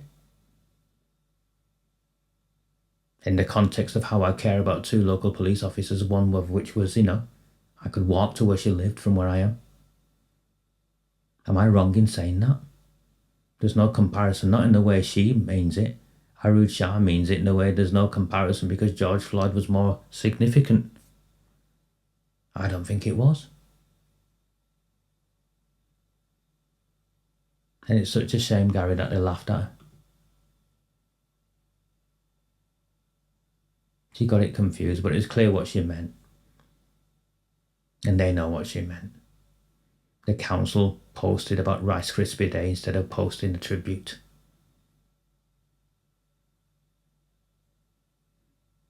That's what she meant. And she's right. She's right about George Floyd as well. She's not saying don't light up for George Floyd. She's saying if you pay tribute to George Floyd, then surely you've got to pay tribute to one of our own. That's what she's saying. But they twist it. They twist it into a Black Lives Matter racist, so the undercurrent comes straight through. Tragic. Yeah. I think that absolutely, if you feel, I don't think we've ever had the request, but I think if you submit one, that's fine. I certainly will. The George Floyd one was it wasn't even just a national movement. It was like an international one. Everybody across everywhere was doing it. I don't see, and it wasn't George Floyd. It was about the Black Lives Matter. Well, but it was on his anniversary. But it was a Black Lives Matter movement, okay? So does that make it okay? Because it was a Black Lives Matter thing? I think it makes it worse. As a committed anti-racist, I look at the Black Lives Matter campaign, which is tied in with this rip statues down nonsense. And it'll be remembered for doing more damage to race equality than anything positive. What's positive come out of Black Lives Matter for race equality in our country? It's divided us even more. It's just another stick to beat working class white people with who have no power to be racist anyway. And the institutional racism that my ethnic minorities do suffer, they're not responsible for it. Any more people like me are responsible for the injustices suffered by working class white people. Yeah, that's exactly what she said, isn't it? That's what they've said, isn't it? I've not made that up, have I? I've not interpreted that wrong, have I, John?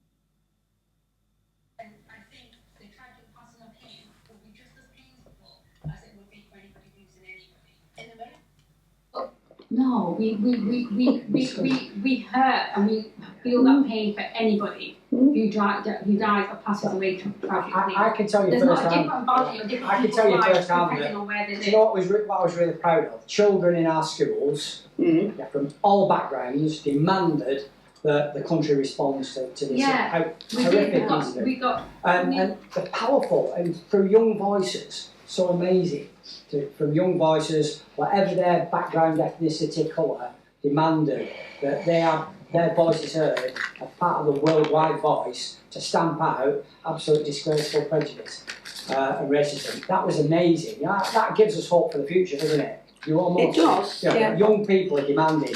All of us I grown up to attended respond. these girls' funeral at the cathedral in Manchester. Hundreds of police on horses. It was a massive thing, you know, and now it's ignored. By the time where one of them was born. It's not ignored. It is to me. It's raw. It's so raw. But it's raw for a lot of people, though, Denise. But it's not ignored at all. There's something done annually for it. Can we see? So, Arooj Shah is claiming there's something done annually in reference to paying tribute to a police officer from our county being killed. I have no idea what the council does annually.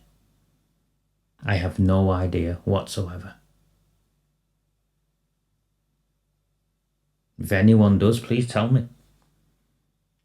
And I'll post about it next week and I'll go into extensive detail and I'll apologise. I just took one CA in memory. Yeah, of course. Thank you. Yeah, thank you. Yeah. Going on from that a little bit now, regarding the vigilante group that's currently in South Chadderton, why do you refuse not to condemn these street patrols? Is that because he's a long-standing friend of yours, and obviously the convicted killer of the driver of convicted killer Dale Cregan? And I know it's a bit contentious. And will you clarify your relationship with him, please? Let's get a bit personal. It's getting a bit personal. What's it got to do with you, Harry? What's it got to do with you? It is. No. I've said to you it was going to be contentious. Sorry, what's your name? And it's about South Chadderton. It's about that area. Sorry. Lynn Kovacs. Yeah, I just like to know where you... So she wants to know her name and she wants to know where she comes from.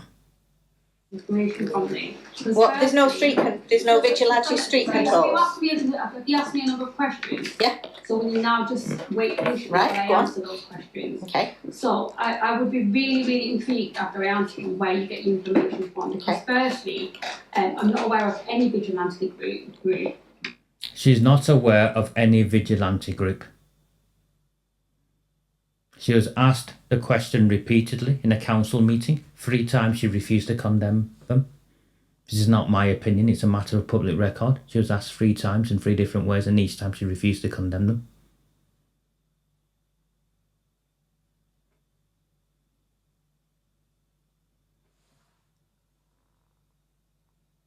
But she's claiming she's never heard of the term vigilante to describe this. It's not a term she recognises. Any vigilante group. If you want to refer to a group as that, that's fine. Secondly, how can you say I've refused street patrols, refused to condemn street patrols, where I've done it on 3-4 occasions, including a live public streaming on full council? Lie. 100% lie. On a live public streaming at Oldham Council, when she was asked multiple times, she refused to condemn them. It's a matter of public record. In fact, she started off by saying, we would never seek to condemn.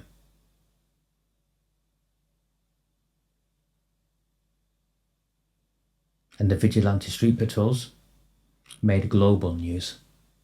They're described globally as vigilante street patrols because that's what happens when convicted mobsters take to the street to dish out street justice.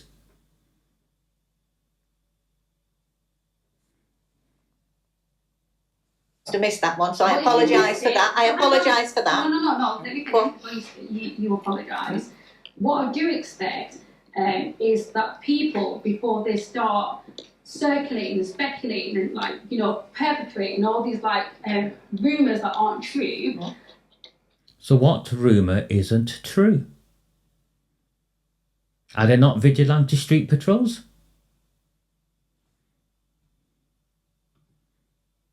If they're not vigilante street patrols, what are they?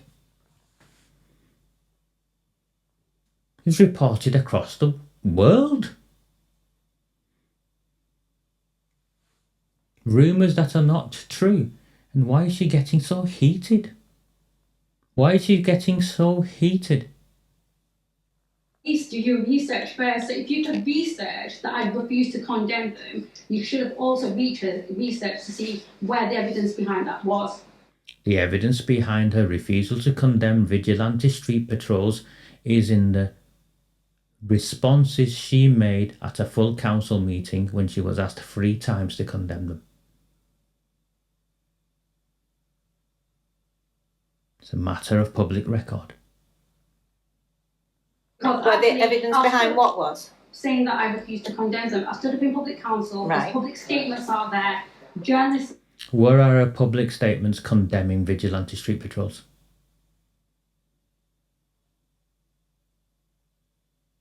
Where is a public condemnation of Irish Immi's vigilante street patrol?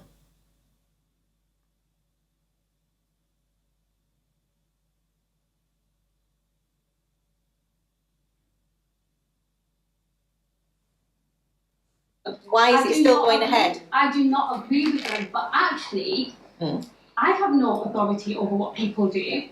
Of course, you have authority over what people do. You're the leader of the council.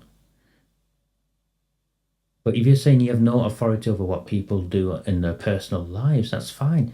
But you can have a position.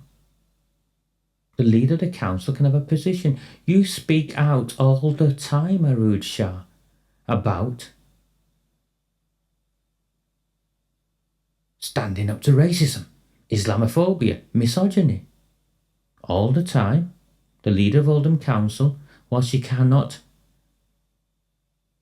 tell people what to do, she's able to state her position in the capacity as leader of the council on what our civic leaders expect.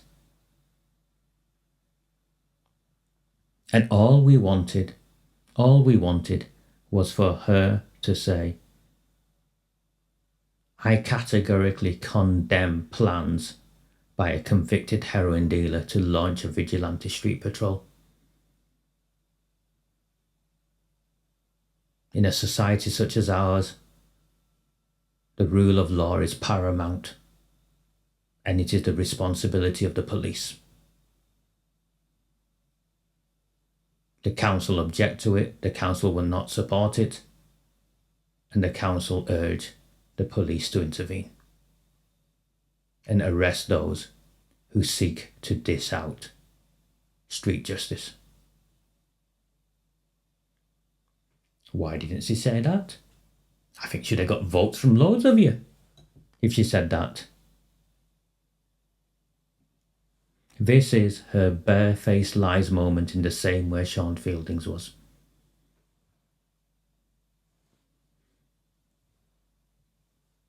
I can't go out physically stopping people. Them street patrols are working with the police, as is Failsworth Street Patrol, as are others. No, they've been... So see, look, you're willing to believe, you were just going to say they've been stopped, but they haven't. No, I haven't. Failsworth Street Patrol have been publicly condemned by Greater Manchester Police. Again, it's a matter of public record. Greater Manchester Police have not publicly condemned Irish Immi's vigilante street patrol. Again, it's a matter of public record. Take that. Don't take the words out of my mouth. So what were you going to say? It doesn't matter, I'll listen to Harry. So I think You asked me the question, so carry that on. was, so you can't ask Harry questions about me. Okay. So you've asked about the street patrols and whether I've condemned them, why I refuse to condemn, which is categorically untrue. No, it's not. It's categorically true. Your other question was about what the convicted killer. I don't know the convicted killer of the driver. I said the getaway driver. The getaway driver for what specifically? Of Dale Cregan. For what? What do you mean for what? It has nothing to do with the killing, the tragic killing of the police officers. Okay, I'm going to pause it there. Can you hear the venom in her voice? Can you hear the animosity in her voice? This is your council leader. Of what? Of who? And she claims Irish Immi had nothing to do with the tragic killing. This was not a tragic killing. This was a premeditated assassination. Why can't she even use the words murder? There's nothing tragic about what took place. It was atrocious. It's not a tragedy. This isn't someone walking to school and they were run over by a bus.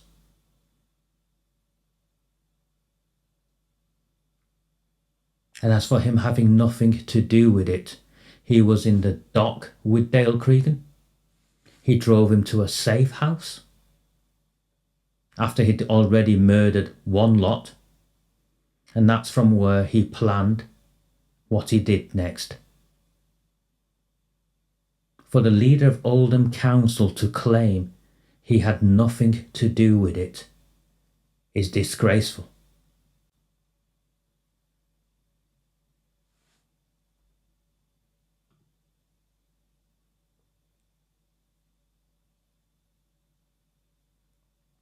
I'm too, you can see, I'm quiet because I'm on the verge of being speechless. This is the leader of your town. People of Oldham, this is the leader of your town, claiming, one, it was a tragedy, rather than a vicious, premeditated assassination. And two, claiming he had nothing to do with it.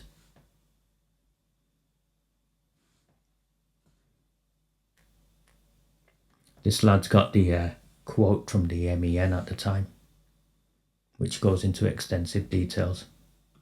It's all a matter of public record.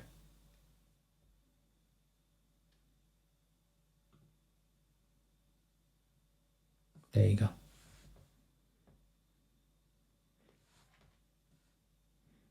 After slaughtering David Short, Cregan called Ali to transport him out of Manchester. Within minutes, Ali turned up in a leased Volkswagen Golf. Ali had never taken a driving test. He ferried Cregan and two others to Leeds, enabling the murderer to evade a huge manhunt and later lure two police officers to their deaths.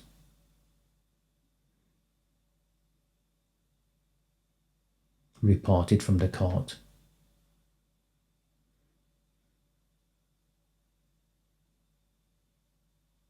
Ladies and gentlemen,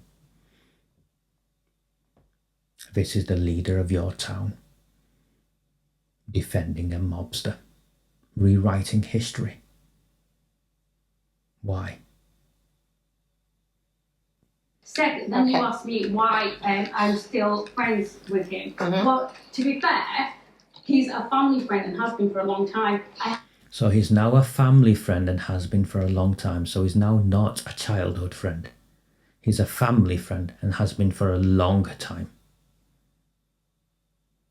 So before, when you made reference to as being a childhood friend, it could mean I have childhood friends who are heroin dealers, for instance. I knew them as children. I don't know them now. But now she's confirming that the relationship is ongoing, rather than some point in the past. Ever hidden that. I don't veil that. She has never ever hidden that until I released the photographs. Very few people in Oldham knew of her connection to not just this mobster, but multiple other mobsters. She has never ever hidden that, she claims. Well then, who knew? Do you think she'd have got elected in Chadderton South? If on a leaflet it said, "Hi, my name is Arooj Shah. I'm a childhood friend of Dale Cregan's getaway driver." Idea for a leaflet though, isn't it?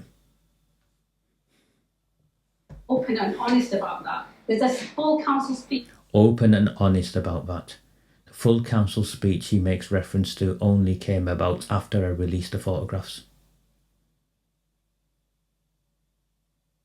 It only came about after I released the photographs. It's all documented.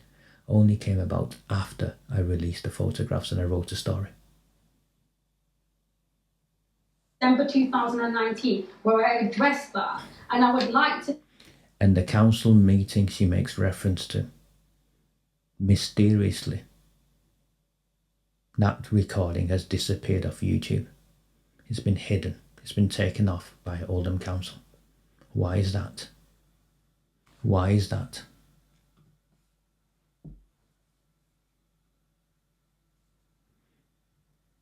That if anybody in their life knew somebody who'd made wrong choices, I would like to think that people would not turn their backs on them. And So if anybody in their life made wrong choices, I would like to think people would not turn their backs on them. Spent most of his adult life in prison. Convicted heroin dealer, convicted cocaine dealer, violent criminal. I think one of his early prison stints was getting a plank of wood or something and beating up an old man with it. His most recent conviction was December last year. Wrong choices.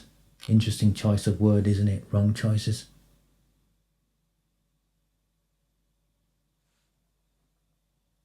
and help them rehabilitate. When somebody rehabilitates, it doesn't just benefit me and my family because they're family friends. It actually benefits society as a whole. So Irishim is now benefiting society as a whole. You've heard that from the leader of Oldham Council. He's benefiting society as a whole. The other thing about that is the fact that you focus on the fact that he's just my friend. He's not. His mum and my mum are friends. We're family friends. We all know people, but you don't turn your back on people because somebody's made a wrong choice. But them choices don't reflect who I am either. Them choices do reflect who you are.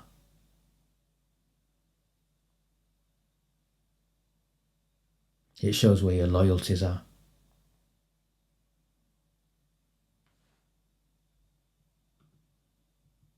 Yeah. Taking my decisions, any of the choices that I make, I'm held accountable publicly. You hold me on what my actions are and what my conduct is. I can't complain or apologise or be responsible for what somebody else has done in their life. Okay. Okay. So she can't be responsible for what someone else has done in their lives.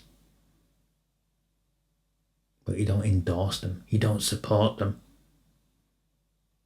You don't hang out in a mocktail bar with them and their mates. You don't go to an election with a Labour Party rosette with a guy who rammed a broomstick up the backside of some young man, and when the police turned up they found the signs of torture were so horrific, blood was splattered all over the walls. But it's okay, I'll put my red Labour Party rosette on and rock up to an election and pose next to him. Together.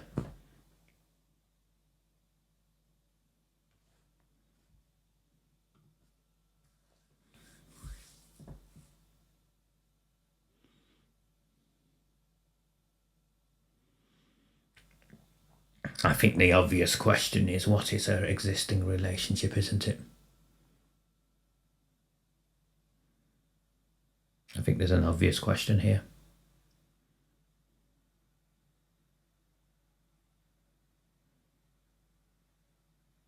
No, I'm not going to ask her. I don't care.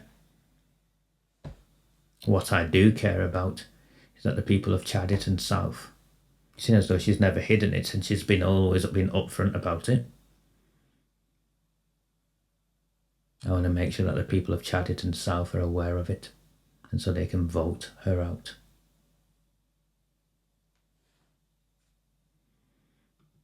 It's just astonishing, isn't it, Gary? It's just absolutely astonishing.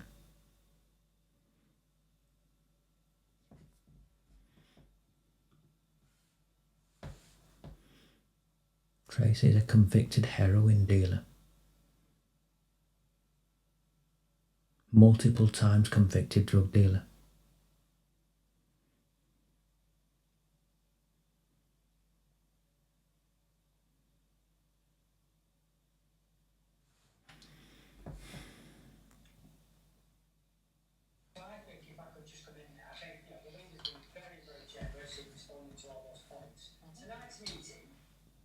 is a local meeting about issues in this local area, and we've come and we'll take any issue.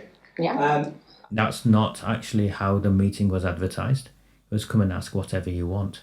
So once again, the chief executive of the council is lying, is getting aggressive with a member of the public, and he's basically saying, how dare you ask that question?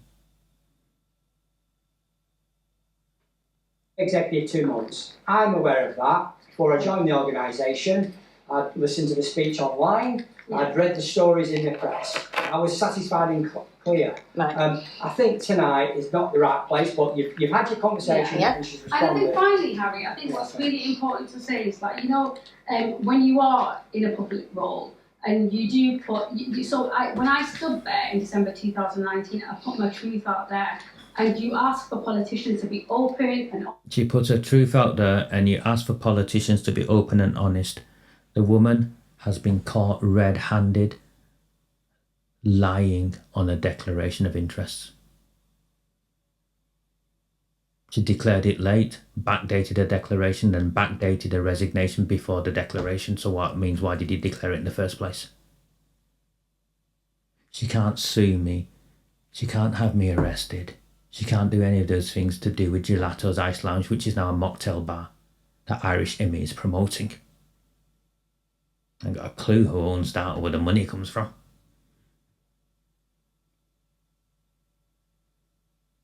You can't do anything to me because all of this is a matter of public record.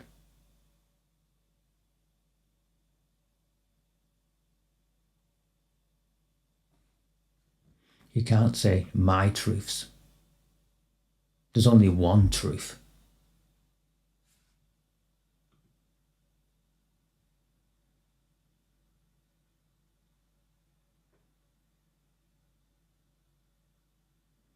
People of Oldham, Arooj Shah is the leader of Oldham Council.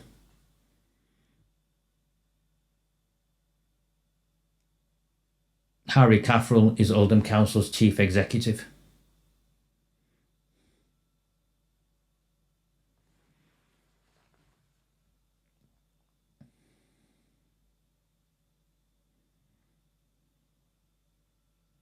I'll play the rest of it actually, so you might as well hear the rest of it. So there's only a minute left, but I'll just play it. So then I've not kept anything from you.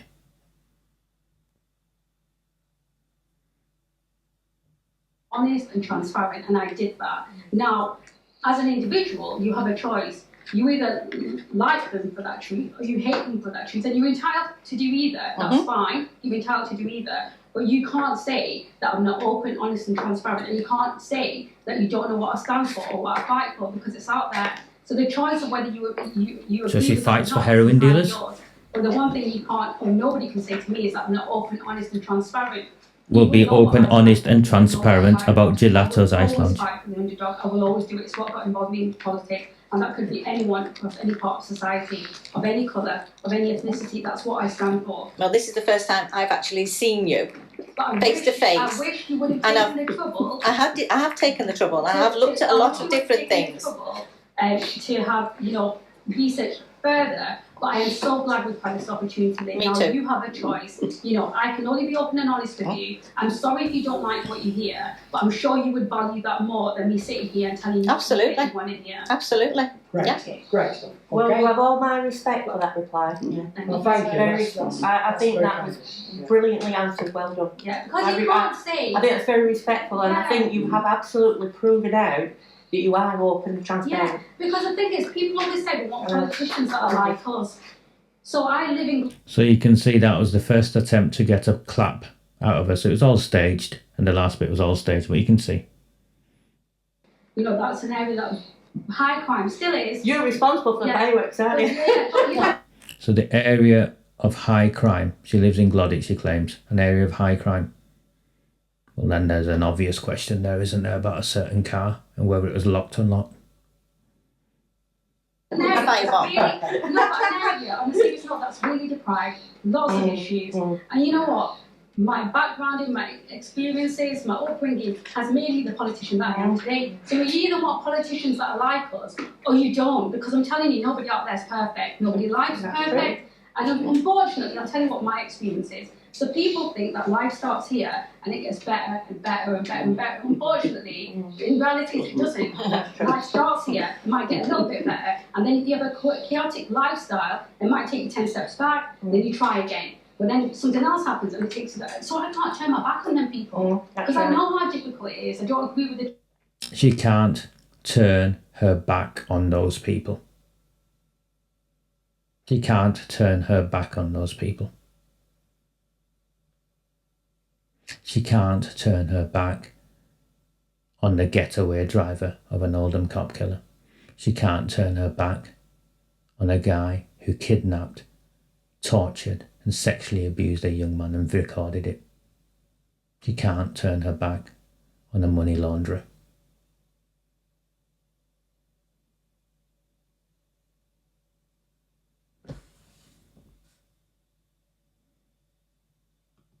Yeah, they're trying desperately, aren't they?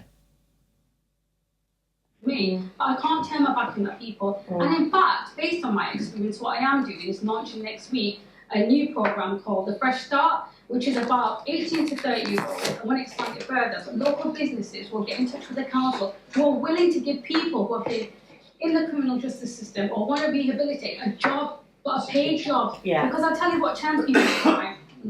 So, in a town with chronic underemployment, she's created a scheme for her mobster mates, promoted by the council, to get into employment. Where has that come from? Where has that come from? I wasn't there, so I don't know, Gary, Nick, either. But it's interesting, isn't it?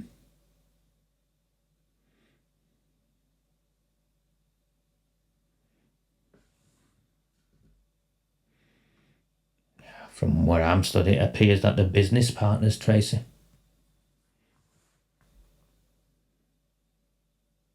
Her family is. Or she is. It appears that there's business partners with these mobsters. That entire thing about gelatos, mocktails doesn't sound right, does it? It doesn't stack up right.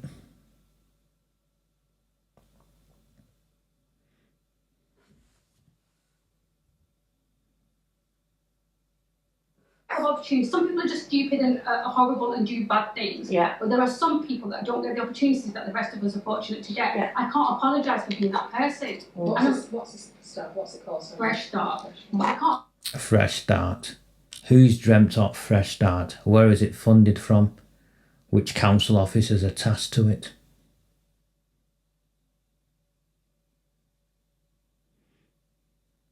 For being that person. But I'll tell you what's really upsetting is that when you put your truth out there, people choose not to believe it or use it as a stick to bash you with. When you put your truth out there. When you put your truth out there. Then forget the impact that has on your loved ones, on your family, on your friends. I agree. I chose to be in politics. But Every single member of my family is impacted about all the lies and the hate that's put out there. Well, as that's launched next week, and there's been a great response. You know, the Yeah. businesses who are saying, you know, we'll give such and such a fresh start, second chance, and that's it. That's what the rehabilitation system is all about. I think a lot of society do actually miss the premise of UK law, don't they? Which is and rehabilitation, you're not guilty unless you're proven, and then if you're out by your peers, and then once you've done it, that's it. And You're anybody finished, would you think know? in certain parts of or certain forums of certain minorities that the law of rehabilitation is something that I've established. No, it's the law of the land. That's right. You know.